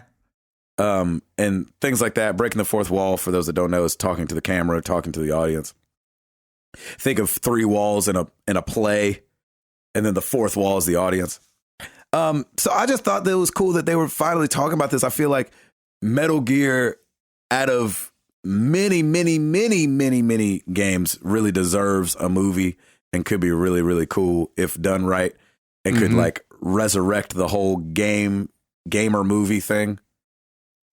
Yeah, one thing that I did read, I think it was a couple weeks ago, it was some other people that were talking to this director about the movie. And one thing that I really do like about him in particular is he seems to be a real big fan of the series. And Yes. he's like, I'm not going to do just this, or I'm not going to do stuff that's not like I don't think that he has said, I'm making Metal Gear Solid the movie or Metal Gear Solid 2. I don't think he said I'm making specifically the game again as a movie, but he has said, I'm not going to do things simply because like maybe a studio wants me to do it and like, oh, this will be popular. It's like, if it's not, doesn't feel like it's true to Metal Gear, then I don't want to do it. Yeah. That's So, good. I mean, He said if you make a Metal Gear movie, it needs to be completely committed to one tone, but then goofy the next moment, and then stylized and bizarre, but then beautiful and reflective, and just that whole spectrum of things that is Kojima's voice. yeah. That's the right attitude to have going in on a Metal Gear game. That's for sure. And Or I a mean, movie, I should say. Whatever it comes out, I'll see it. At the moment, I'm not super hopeful, only because like we've not had a good video game movie. So like, Right. what's to say? Yeah. I mean, this one, just like any, could break it. You know, they could be the one that finally does well. But everything that I hear about it, and like when I hear the things that the director says about his admiration for the series and wanting to make sure he's true to it and everything, that's all good stuff to hear. So I'm looking ahead and it's looking positive. This is one of those rare ones, though, that actually seems like a good idea. Like, a lot of them have seemed like bad ideas. Like, I know you were saying like any of them could break the curse, but like, not really. You know what I'm saying? Well, I mean, I hadn't seen it yet, but I thought the Assassin's Creed, No, just you that didn't. franchise seems like your it could be heart- ripe for a movie. In your heart, you thought it was going to be a good movie? I thought Nope. I thought that storyline, that idea could be good for a movie. I wasn't expecting it to follow a game. Like, I don't think, just like a book, like if you make a movie based off of a book, like it's obviously going to be a letdown because you can't put everything in that you can in a book. You're not going to be able to recreate Right. a game as a movie. But Right. I thought the story of Assassin's Creed, because it can just go anywhere and do anything, I thought it would be good makings for a movie. Mm-hmm. Tim, did you And ever go out I and mean- see it? Nope. I plan to see it at some point, like if it hits Netflix, but Yeah, I'll see it. The only time I would see it is if it pops up on Stars or HBO, and like I have an hour and a half to kill, which is never. So I don't think I'm going to be seeing that anytime soon. when I have an hour to kill, which is never. Yeah. It got Right. 17% on Rotten Tomatoes, just as I know. a Yeah. reminder. That is That's low. what I'm saying. Like, I figured they could have found a way to make an interesting movie out of Assassin's Creed, and if they didn't even do it with that, it's like, man. Yeah, I thought it would have made a good premise for a movie. Yeah, I mean, I agree with that, definitely, but I think the execution of it's just... It's just funny because we don't really, it seems like the way that Assassin's Creed is done, nobody actually likes the story of the guy. They just like playing as the assassin. So when I Yeah. saw that they were going to be tackling both sides, I was like, oh, well, No. people are going to hate that because we already Yeah. don't like that. Yeah. You know what I mean? Oh, my gosh. What else is going on? Naughty Dog is coming out and saying that it is very unlikely that they'll make any more Uncharted games Good. after The Lost Legacy. And I'm with you, Ed. I'm like, Yeah. Yeah. Put it We need a down. new IP. We need something new from them, like something different. Let the I story think. just be. Just let it Yep. let it be. I agree. well, we know that they're going to be doing The Last of Us Let Part it 2. be.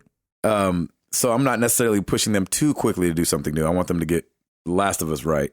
Yeah. Right. Yes. But I wouldn't mind something new from them after that. And it just makes you so excited. Like, I'm a Bruno Mars fan. And so when I heard Bruno was coming out with a new CD, I'm like, oh, yes. Like, I love getting excited over people that do good things to do more good things. Mm-hmm. It can always set you up for a disappointment. Like it can. Wii U. But I feel like, because after the Wii came out, I was like, oh, snap, Nintendo is doing the thing. Mm-hmm. What? Wii U? Yes. No. No. No, thank you.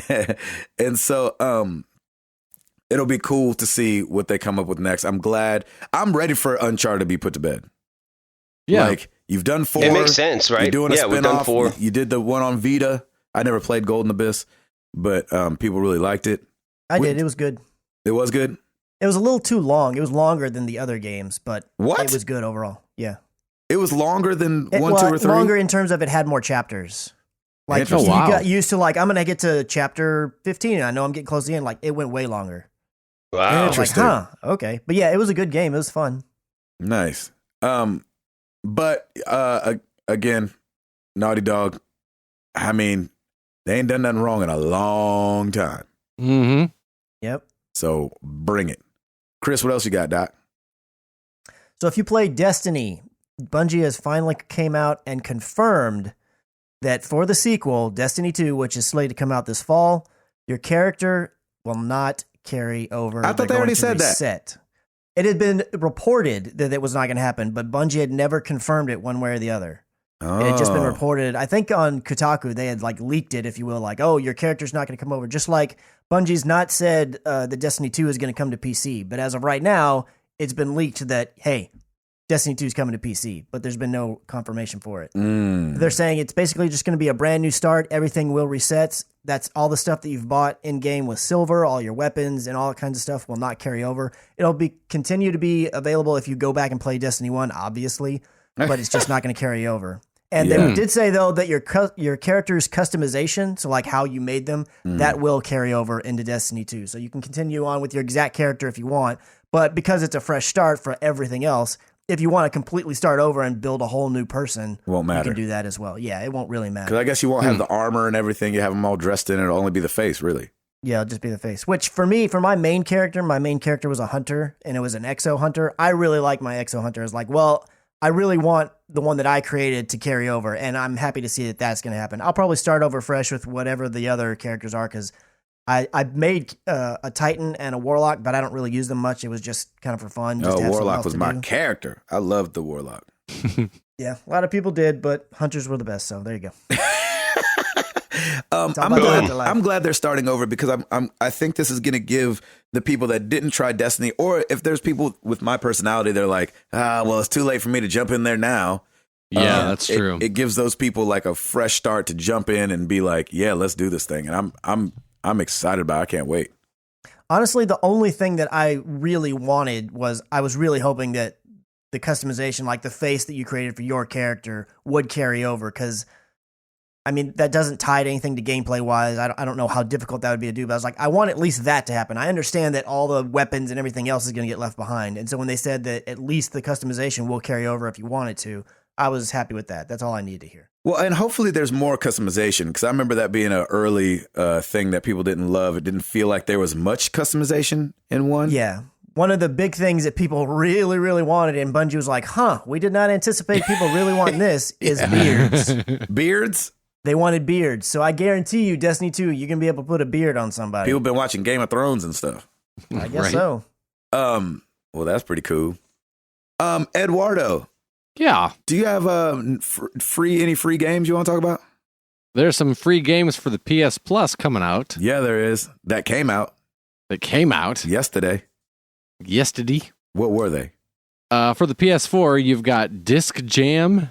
Yep. And Tearaway Unfolded. Which I thought was interesting, because Disc Jam is brand new. Like, I downloaded that demo, and then they were like, hey, it's free. I was like, oh, I guess I'll download it again, even though I didn't have any fun with the demo. I was just going to ask if the demo was fun. I didn't like it, but then, like, somebody came off our bus and I was like, hey, what's up? And they were like, oh, chilling. They're like, hey, I played that Disc Jam game on your PlayStation. I was like, oh, okay. They're like, that was a lot of fun. I was like, okay. What is it? Great. What do you do exactly? Jam a disc? I don't know. I didn't really play it. You're just trying to put your disc into a console and like, oh, I jammed my disc. Yeah, Exactly. you win. Exactly. In the last chapter, you find out that there's a disc already in it. Right. You're like, yeah, right. God, it always happens. Spoiler alert. Let's see. For the PS3, we've got Under Night in Birth. Mm-hmm. I don't know. And Earth Defense Force 2025. That's free. Oh, what are you doing, PlayStation? Woo. And for the PS Vita, Severed and Lumo with cross-buy on PS4. Definitely go grab Severed. Is it good? Yeah. Yeah, it's fun. There Nice. you go. Chris, did you have anything else? No. Well, Ed, you wanted to go ahead and handle that YouTube channel, brethren? Let's handle that YouTube channel. Oh, man, I wish there were some new videos on. Oh, wait. Exactly. Horizon Zero Dawn new this week, parts 3 through 30. Yeah, So- Chris, what the heck? Yeah, Chris You putting maniac. in work. Dude, that Working is on it, man. amazing. I I'm going love to be playing that. again when I get home tonight, too. At least another 2 hours. It's was that so- great, huh? Yeah, I'm having a lot of fun. A lot of fun. That was so cool to see. Parts 3 Three through through 30. 30. Come on. You'll see whenever y'all that are going to play it get into it. The Yeah. combat is just ridiculously fun. It's a It lot. is. That's awesome. Oh, Yeah, I it can't is. wait. Did anybody else buy it? I didn't know. I'm going to. Yeah, but I'm determined to. I just haven't. Especially yet. if you like if your shtick, if you like using a bow and arrow. Yes. Like, Yes. Granted, it's not first person; Yes. it's third. But for No, I me don't care personally, about like this that. is the best a bow and arrow has ever been done in a game. Are you serious? Wow. Oh, I'm in. That's a bold statement. In. That is a bold statement because I really liked it in Tomb Raider. No, it was Mhm. great in Tomb Raider. That's all I used. Nice. Let's see, looking at our top 10 YouTube videos, combining the average watch time and views for the week of February 28th through March the 6th. Number 10, Married to the Games, episode 233, AM to PM. That's right. That was a weird show. I know, No, it right? was a weird show. We Fun, almost though. took it over. Man. So close. Number 9, Sniper Elite 4, Part 3, San Celini Island, Destroy Cameras. Hmm. Number 8, Look Who's Back, Ori and the Blind Forest, Part 14. Yes. Yes. Number 7, Watch Dogs 2, Part 6, Bottom Dollar Complete. Number 6, I'm sure it's because it's on Games with Gold, Layers of Fear, Part 13, Ghost Checkers. Oh, there you go. Checking for them ghosts. Checking for the ghosts, everybody. Number 5, Watch Dogs 2, Part 5, Bottom Dollar Fail. Number 4, Hue, Part 11, The Ending. Number 3, Watch Dogs 2, Part 48, Ghost Signals. Number 2, Watch Dogs 2, Part 19, Paint Job. Yeah. And number 1, Gabe and Chris react to The Last of Us Part 2. Yeah. Nice. Look at That's that. going to stay there Sitting for pretty. a while. Oh, man. Me and Chris put in that work one day a year. And stay in that. That's right. I was just Paying kidding. off. I was just kidding. Chris putting in a lot of work right now. I know, right? I love it. Doing the doggone thing. Thanks, Ed. Yeah, thank you. Well, every week we ask you guys a question. Last week was ne'er different. We asked you, can your significant other beat you at anything in gaming? And the answer is yes, for lots of people. Yeah. Starting over at the forum, Fluxel said pretty much anything having to do with trivia. We used to play You Don't Know Jack all the time, and I could pretty much count on losing unless I got lucky. That's like playing with Ed. Hush. Greg Legg said, he said, same here, trivia games like Seen It. Oh, yeah. You have Seen It too, right, Ed? Yeah, a few of them. Yeah, he rocks at that one too. They Live Oz. Hi, guys. Thanks for the great show. A while back on the Wii, my wife showed an interest in Guitar Hero. I bought it thinking we could play together. Little did we both know that she would be awesome at it and play expert with all fingers while I just sat there playing on beginner. Wow. Also, my wife Jeez. became Guitar Hero hog, and I can never get a go. That's That's awesome. awesome. I love That's how that. it goes. Yes. I bought the drums thinking I would be better at that. She crushed me at that as well. Cheers, guys. That's amazing. So cool. I love that. That's so great. Oh my gosh. Over on the Facebooks, Eric Thompson, there's a somewhat unknown card game called Lost Cities that I've never beat her at, ever. She also crushed me when we play, I don't know how to say this, Roomy Cube with her family, and got to give them something to hold on to, you know? You say, got to give them something to hold on to, you know? That's funny. Bo Mannery, my wife is like the Rain Man of Tetris. She has this zone she gets in while playing Tetris and Tetris only, and I swear Kelly could do pretty well in a Tetris tournament. Ooh. Nice. Make that happen. Yeah, man, put her out there. Cheer her on from the sidelines. Joseph Richardson, nope. Of course, she'd have to play a game to prove otherwise. Yep, that's me and my wife too. That's the hill. Over on Twitter, Lucas Ham Swisher at Mr. Ham 111. Scrabble. My wife is a hardcore English teacher, and she speaks 3 languages fluently, which gives her a slight advantage. Yeah, you're done. Yeah, exactly. Wow. Bad Gamer Elite at Bad Gamer Elite. My wife, who hates games, we call her anti-gamer, has beaten me in every fighting game we have ever owned. That's awesome. That's funny. Shane H at Curious Conjurer. Peggle. Oh, yeah. I may be the resident gamer in our household, but I don't stand a chance playing Peggle against my wife. Oh, that's funny. Ollie V said, yep, it's called keeping the kids in check. No. She beats me at that. That's funny. I know that's right. Sometimes kids just listen to moms better. Right. Yep, it definitely happens. Oh, my gosh. Thank you guys for answering the questions. You know where to find us. Facebook.com/Married to the Games. Twitter.com/MTTGcast. Come check out the website, marriedtothegames.com. Tim has poured his love and care into it. Good job, Tim. Good job, Tim. And like Ed said, youtube.com/Married to the Games. Oh, yeah. And Ed. Rate us on iTunes, and we won't scratch your Switch screen. Yeah, we sure Hey. will. Nice. I like it. Well, let's get into some questions.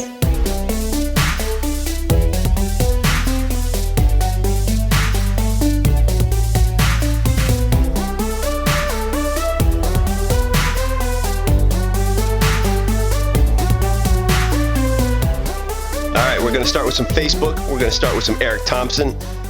Question 1. Where's the Extra Life hype?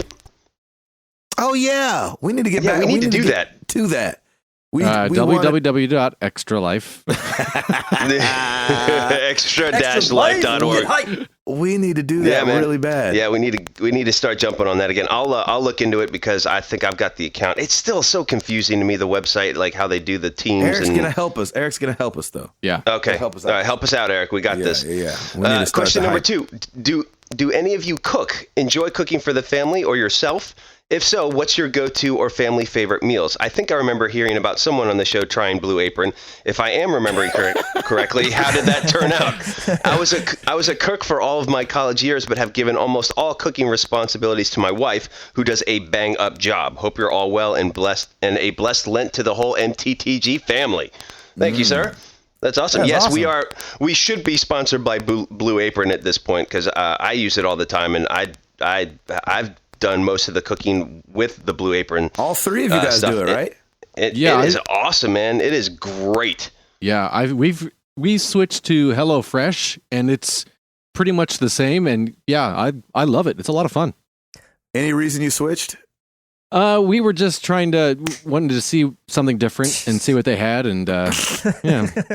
Nice, Gabe. I heard that one. Thank you. What was that? It was a He snap. snapped when he talked about switching. I get it. Dun, dun, dun. Nintendo had a new console that came out last week, and it was. I'm just kidding. We did Blue Apron for a good while. We stopped. We haven't gone back to it, but I'm thinking we're going to at some point. The only reason that we stopped is because we did Whole30 again, and it's a little bit harder on Blue Apron to weed out the stuff that's not Whole30 approved. And it's like, well, we don't want to be throwing stuff out or not using part of it. So we put it, because that's a good thing about Blue Apron, and I'm assuming like the one that Ed's using right now, is you can go in there at any time and be like, all right, start sending them to me again. All right, now pause for a while, and you can just That's do what it we did too. Because since we're moving, we've stopped for like the past 3 weeks, and then what we'll do is we'll pick it back up at our in-laws, and they'll send it to the in-laws, and we'll go from there, because they want it. They like the meals too. Like we get the meals for 2 to 4 people, and so we'll just bring my in-laws over too, and we'll all eat the meal. But man, it is fantastic. Listen, anytime you don't have to go out to the grocery store to pick all the ingredients up, and everything is right there in front of you, all you have to do is read the directions, and it's perfect. So nice. It's just great. So I say definitely go for it. So, and some of my favorite meals, I'm very excited. My mother-in-law makes the most amazing chicken cutlets, which is just little thinly sliced, pan fried, just chicken cutlets, and they're amazing. My wife does all the cooking in the house. I don't mind cooking, but we don't really deal much off of like recipes. She just remembers somehow how to cook stuff. That's cool. I don't know how she does it, man, but she'll just be like, I'll make meatloaf, and just makes a meatloaf. Yep. Or I'm like, what the heck? It takes me forever to cook something just because I'm looking at everything. Okay, now I mixed but I do enjoy, like we were doing a thing called e-meals for a little while. And it's a service that you pay for, and they make a meal plan for you every week for dinners, and you go buy the stuff, but they have you shop the sales. So it's just like a good budget friendly kind of thing to do. Oh, nice. And that was recipes every day. And so when we were doing that, I cooked more often, but now I don't cook at all unless it's like, you want some eggs or hot dog? Yeah, right. Or you want me to order a pizza?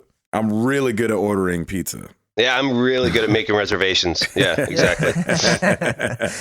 But we also eat out a lot. So a lot of other people do the cooking for us, unfortunately. Stacy does all the cooking pretty much at our house as well, and she's amazing at it. She's also she's really good at baking, and she likes to bake stuff as well. That's great, man. The only thing that I will make is I'll make a mean grilled cheese, I'll make pancakes, and I'll grill steaks or like vegetables, asparagus and whatnot on the grill, but that's pretty much it. I can cook, and like when we did the Blue Apron, there were a couple of times where I did the Blue Apron, but the few times that I did, it took way longer to make that meal because I'm the same as you, Gabe. I'm like reading the instructions, and then I'm like, okay. And then she's just kind of like, bam, bam, bam. She's got all the tools. She's got her little glasses on to protect her eyes from the onion smell and all this crazy stuff. I'm like, man, you do your thing. Chris is over there crying. That's awesome. Yeah. That's great. That's good. But yeah, man, try Blue Apron if you want. It's a lot of fun, and we should really get sponsored by them. That's all I'm saying. I know. I wouldn't mind getting sent some Blue Apron. I know my wife wouldn't mind it. She can't stand going to the grocery store. Seriously, it's right there. It's all there. You don't have to go anywhere. It's great. All right, moving on. Brett T. Bodden, in honor of the Switch coming out, name something you've switched in your life and tell us about the outcome. Was it a good switch or a bad switch? It could be something mundane like switching houses, or something way more serious like switching the brand of deodorant you use. P.S. Don't forget to snap your fingers when you announce your answer, and when you switch to the next co-host. Booyah. Nice. I like it. Yeah, I'm in the middle of switching houses for me, so that's my switch. So it's pretty crazy. And Ed, you're in the same boat. I'm in the same boat. Switching houses. Let's switch to Chris McCracken. Snapping. Let's switch to this guy. I switched consoles as well. I went to the PS4 to the PS4 Pro. Oh, that's right. PS4. Yeah, that's right. Yep. You went from an unsigned copy of. I'm just kidding. I'm trying to think what I've switched. I switched my diet up, and it sucks. Ugh. Oh, really? What are you doing now? No, I mean, just I think I talked about a couple weeks ago, just doing the no carbs, no starch, no sugar thing. Oh, that's good. Right. Everybody's like, "Oh, do you feel amazing?" I'm like, "No, I feel like, ooh, I want that. Ooh, I want that real bad." No, I want to murder somebody for Krispy Kreme. Exactly. Yeah, man. I don't feel any different. I think you're supposed to, but I just can't. Maybe it's just because I hate it so bad. I just can't bring myself to feel any different. Maybe I do feel better. I have no idea. That's awesome. That's awesome. There's a lot of questions about that you've already answered, Gabe, because people are asking how you're liking the Switch. So I'll move on. We got Twitter at Flowing with Rain. Midterms are over. So what are your favorite logos? That's like so awesome. I love the thought process. So funny. Okay, great. Well, I'm glad you got logos. That's really an interesting question. It is a good question, though. I really like it. Ah, man, I don't know. Wow. I've always been. I always love subliminal messaging, and Yes. so I'm a sucker for the arrow and the FedEx logo. I was just about to say, is he going to say FedEx logo? Yeah. I'm a sucker for it. Yeah, that's a good one. I don't know if it's my favorite logo, but I mean that's a pretty cool one. I'm the same as you, Gabe. There's a website that has like a list of like the top 20 logos that have little things you've never noticed before. Yes, And yes. I love that stuff. And the one is, I love the fact that the little smiley face that's like the logo of Goodwill Oh is yeah. also the Oh, G yeah. in Goodwill. It's the exact Yes. same thing. Oh really? Yeah, the G in Goodwill you never is that noticed little it? smiley face. I don't know if I've ever looked. I never noticed it until I saw that. I was like, oh, that's cool. Oh yeah, look at that. I like icons too, like the Apple logo, just that Apple icon itself. I think I love the simplicity in it. Yeah. As well, just the Nike logo, just the swoosh, man. Everybody knows the swoosh, and it's know. just one of those simple Doggone little it. things. And dang it, it's super effective, and it's brand recognition, and I love that stuff. Yeah. Yeah. I kind of go back and forth. I'm similar to you guys. I like the simplistic ones where it's just that one icon similar to the Apple logo or the Nike swoosh, like he was saying. I also really like the subliminal stuff. And this one's not quite as subliminal as you guys were talking about, but it took me a long time before I realized the Amazon one, how the Yes. little arrow is going everything from A to Z. Yes. How the- I I never I always picked thought up it on was that. just, I always thought it was supposed Never to be just like noticed a little bitty smile. Yeah. I thought Yeah. that's what it was, like a face. I was like, oh, it's a to smile because, Z. hey, I'm happy I'm using Amazon. But really, it's the arrow is going from the letter A and it's going all the way to the Z to let you know they have everything from A to Z. Yeah, that Wow. that's another one that the two I thought of were Goodwill and Amazon, and Yeah. yeah, that's so cool. That's That's really funny. That's Golly. that's really cool. I That's like awesome. that. That's awesome. And if for those that don't know, the FedEx is it's the arrow between the E and the X. Mhm. Yes. There's an arrow Yeah. pointing forward. Yep. That's awesome. Mm-hmm. Man, that's a great question. Thanks. Good question. Brain Yeah. flow. That was really good. Glad midterms All right. are over. Yeah, seriously. At Mighty Paolo, now that the Switch is out, I can finally ask you guys something that's been concerning me. Burritos or tacos? Cheers! I love Welcome the back, Mr. randomness. Paolo. Seriously, Where thank have you, been? Paolo. Our lives Good to just hear aren't the same without Paolo. I know around. it's so Seriously, empty. man, we need a little Paolo We in need our the life. mighty Paolo. I mean, if he's curing cancer and everything, that's fine too. But I need him. Yeah, it's all good. In my Right. right. Yeah, whatever. All right, I'll just jump right in. Burritos all day. Mm-hmm. Take a I'd say burrito over a burritos. taco all day. Oh man, I'll take it a step up. Both all day. I can take Oh. either one, man. I Oh, love yeah. both of them. Both of them. It doesn't matter. I'm a burrito guy. I just love eating with my hands, Yes. and so burritos, tacos. It doesn't really matter, but I like burritos better. Yeah, There's I like more them stuff both in a too. burrito than a taco. Mhm. That's true. Yeah. All right, now here's a question for tacos. Do you like hard shell or soft shell? Soft. Soft like a burrito. Because like burritos. I know, right? Like a Exactly. burrito. Exactly. Exactly. I actually prefer hard shell tacos. Over Stacy soft likes shell. hard shell tacos too. Because if I'm getting a soft shell taco, I'm just going to get a burrito. That's true. Yeah, exactly. That's very true. Good point. It's just a mini burrito. Yeah. That's awesome. Thanks, Paolo, for that. Ed, did you welcome say back. Yeah, you soft said shell. burrito, right? Oh, soft Yeah. shell. Okay. Burrito, yeah. Spencer Stapleton, Street Team. Yeah. What are you currently listening to? What is your go-to jam at the moment? That new Bruno Mars. Oh, Yeah. It just that album feels is fantastic. so good. Yep. And somebody was listening to the Fugees this last week that told us. Who was that? Was that Jeff Swan? Yes. Yes. I forget who I that don't was. remember who it was. I want to say it was Yes. Jeff Swan. I hope whoever it was. Yes, really I think it enjoyed was Jeff Swan. Yeah, that record is awesome. Gosh, 1996. Mm-hmm. I kind of listen. I've been listening to all kinds of different stuff. Well, Piper loves the Troll soundtrack, so Oh, yeah. we're listening to that. But I got this feeling. exactly. Inside my Mhm. bones. Yeah. But I've really liked the Chance the Rapper album. It's Yes. really good. It's different, and it's just it's not your typical hip hop album, and I like that a lot. Yeah. And it won a Grammy, and it was free. And he won a few Grammys, and it's Right. free. And Yes, a he's a mixtape. he's a good MC too, man. He can really put great flows together, and I like him a He's lot. a great lyricist. Mm-hmm. Yep. Today I listened to the new Ed Sheeran album for the first time all the way through, and How man, is it? it's really good, really good. He is blowing up, man. He's got more hits. Yeah, Like, was it more views or something than in releasing that than ever before? Like, he's breaking records with what he's doing with that. Yeah, it's good pretty for him. awesome. yeah. I went downtown. I walked downtown today and was listening to the La La Land soundtrack, and if you listen to Did you that, start skipping? no, but if you listen to it and run into a whole bunch of postmen, it's really weird that they don't start dancing. That's so stupid. Because in your head, That's all you awesome. hear is da da da da da da da da. And I'm like, you're supposed to be dancing. There's a Yeah. lot of postmen right now. You don't Why hear is sounds in nobody my ears. dancing? That's awesome. That's funny. That was good. In terms of like jamming out, we have this. I don't remember if I've mentioned this before, but in our department at work, we have this Spotify playlist that we've all been kind of adding to. So there's nothing new on it, but it's a bunch of old songs and some that you come across that maybe you haven't heard in a long time. We've got the Eagles on there, Stevie Wonder, the Fugees, Oh, wow. Johnny Cash. I mean, it's all over Nice. the board. That's so great. jam-wise, that's what I've been listening to. But something else I've been listening to since yesterday, anyways, just kind of on the background while I'm doing my work. The Horizon soundtrack is on Spotify now. So Oh, nice. Look at I just you. put that That's on right. and like let it play in the back because it's You're cool all because about that. I can put that Yeah, on you are in the back all and in, turn man. it down low and I can Mhm. continue working because a lot of times when I'm editing I can't listen to music because I'm having to also edit audio.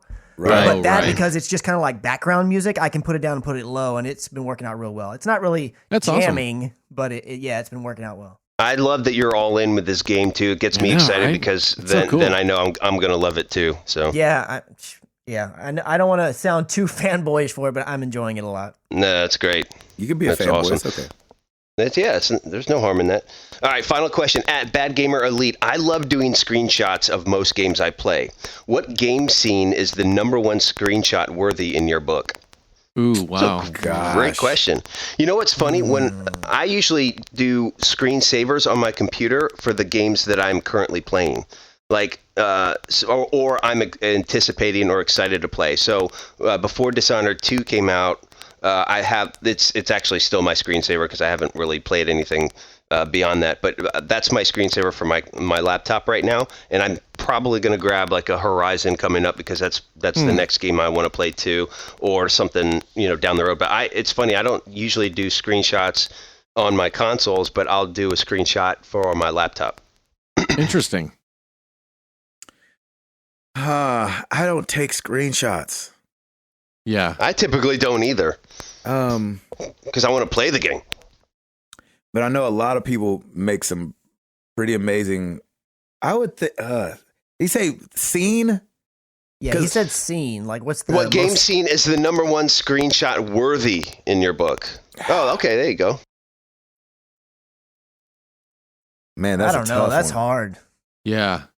Because I saw so many cool screenshots out of Second Son. Mm-hmm. Like with Yes. when you get the neon, with just the neon powers and everything like Yeah, that. man. I saw so many cool I took a screenshots. lot. You did? Second Son. Oh Yeah. yeah, I took a lot.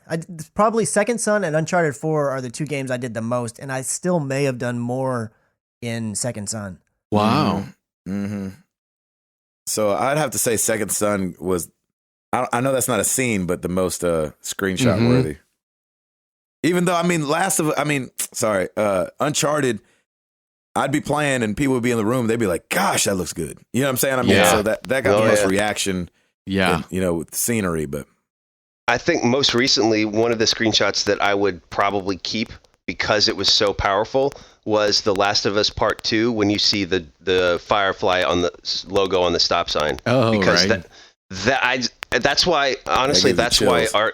that's why our YouTube video is always number one, The Last of Us, because I'm always going to that scene. Just keep watching it over and over. I go to other videos too, and like I'll watch that, and it gives me goosebumps as soon as you see that, and the crowd goes nuts, and Yeah, you're they like, go crazy. "Oh yes, best scene ever!" That's awesome. it really So is good. amazing. Yeah.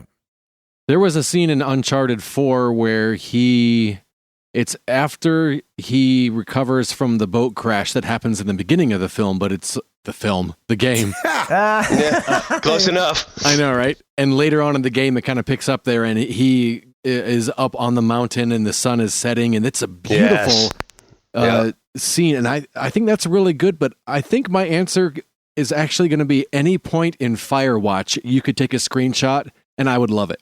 Oh, interesting. I just like that whole art style. That's great. There you go. That's cool. I actually have an Firewatch image as my background on my desktop on my computer right now. Do you really? And it's Very the theme cool. that I'm using currently on my PS4. Yeah, me too. Very cool. Gotta play that game, man. Shoot. I'm not playing it, I don't think. No, you're too into Zelda right now. Not because it's not good, but just because It's not for everybody. like one walking simulator a year. You know what I'm saying? Well, how long ago was Everybody's Gone to the Rapture? Right before that one. You're due then, dude. That's when I played it. Yep. Yeah, but there's got to be another one that comes out this year. I want to spoil it. Like I always give myself one Jack in the Box a year.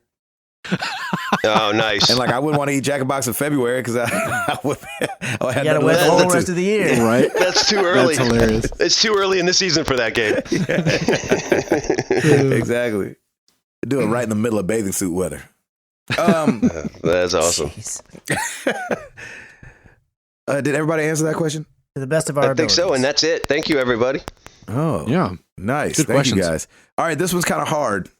Uh-oh. So for me, it is at least. I came up with the question and don't know the answer. Worst hero in a video game.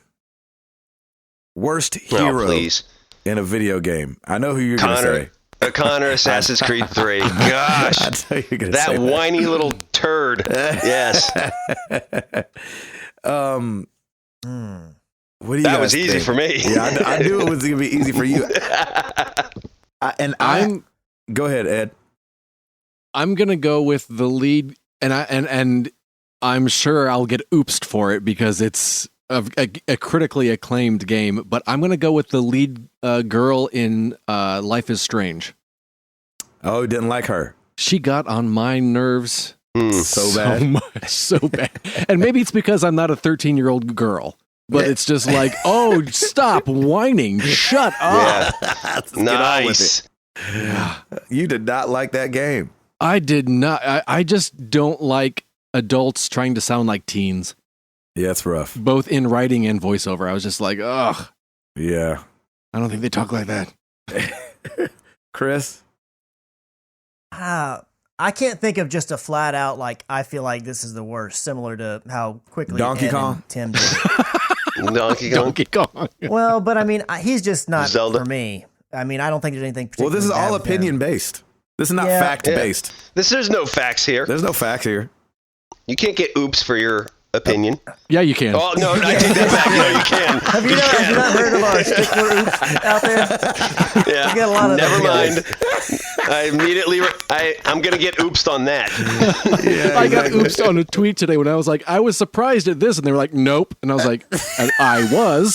I can't be surprised now. Yeah. That's so funny. Okay, well then I guess I'll say the worst. It was the worst hero. It was the question. Yep. Yeah. Yes. Yep. The worst hero is Swamp Thing. I mean, he didn't even have a comic book. That guy. Horrible. There's no proof that he did.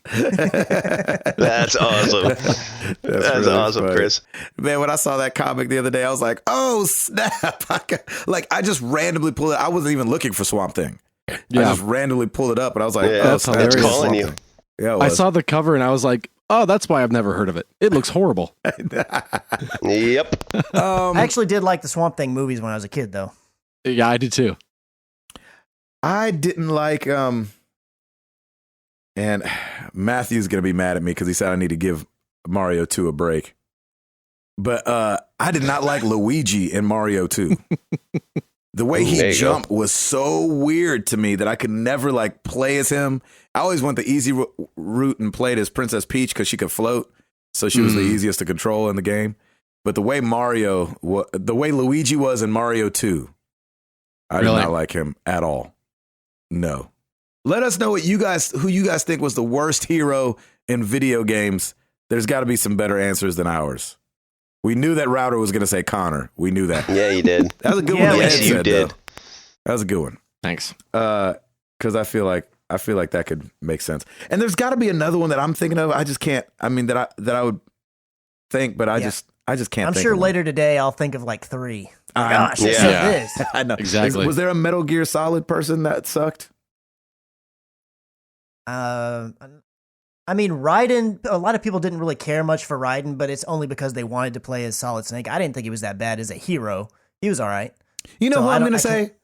can't- Superman. Ooh. They've Yeah. never been able to do Superman well in video games because he's not Superman. Like he gets hurt by like punches and stuff.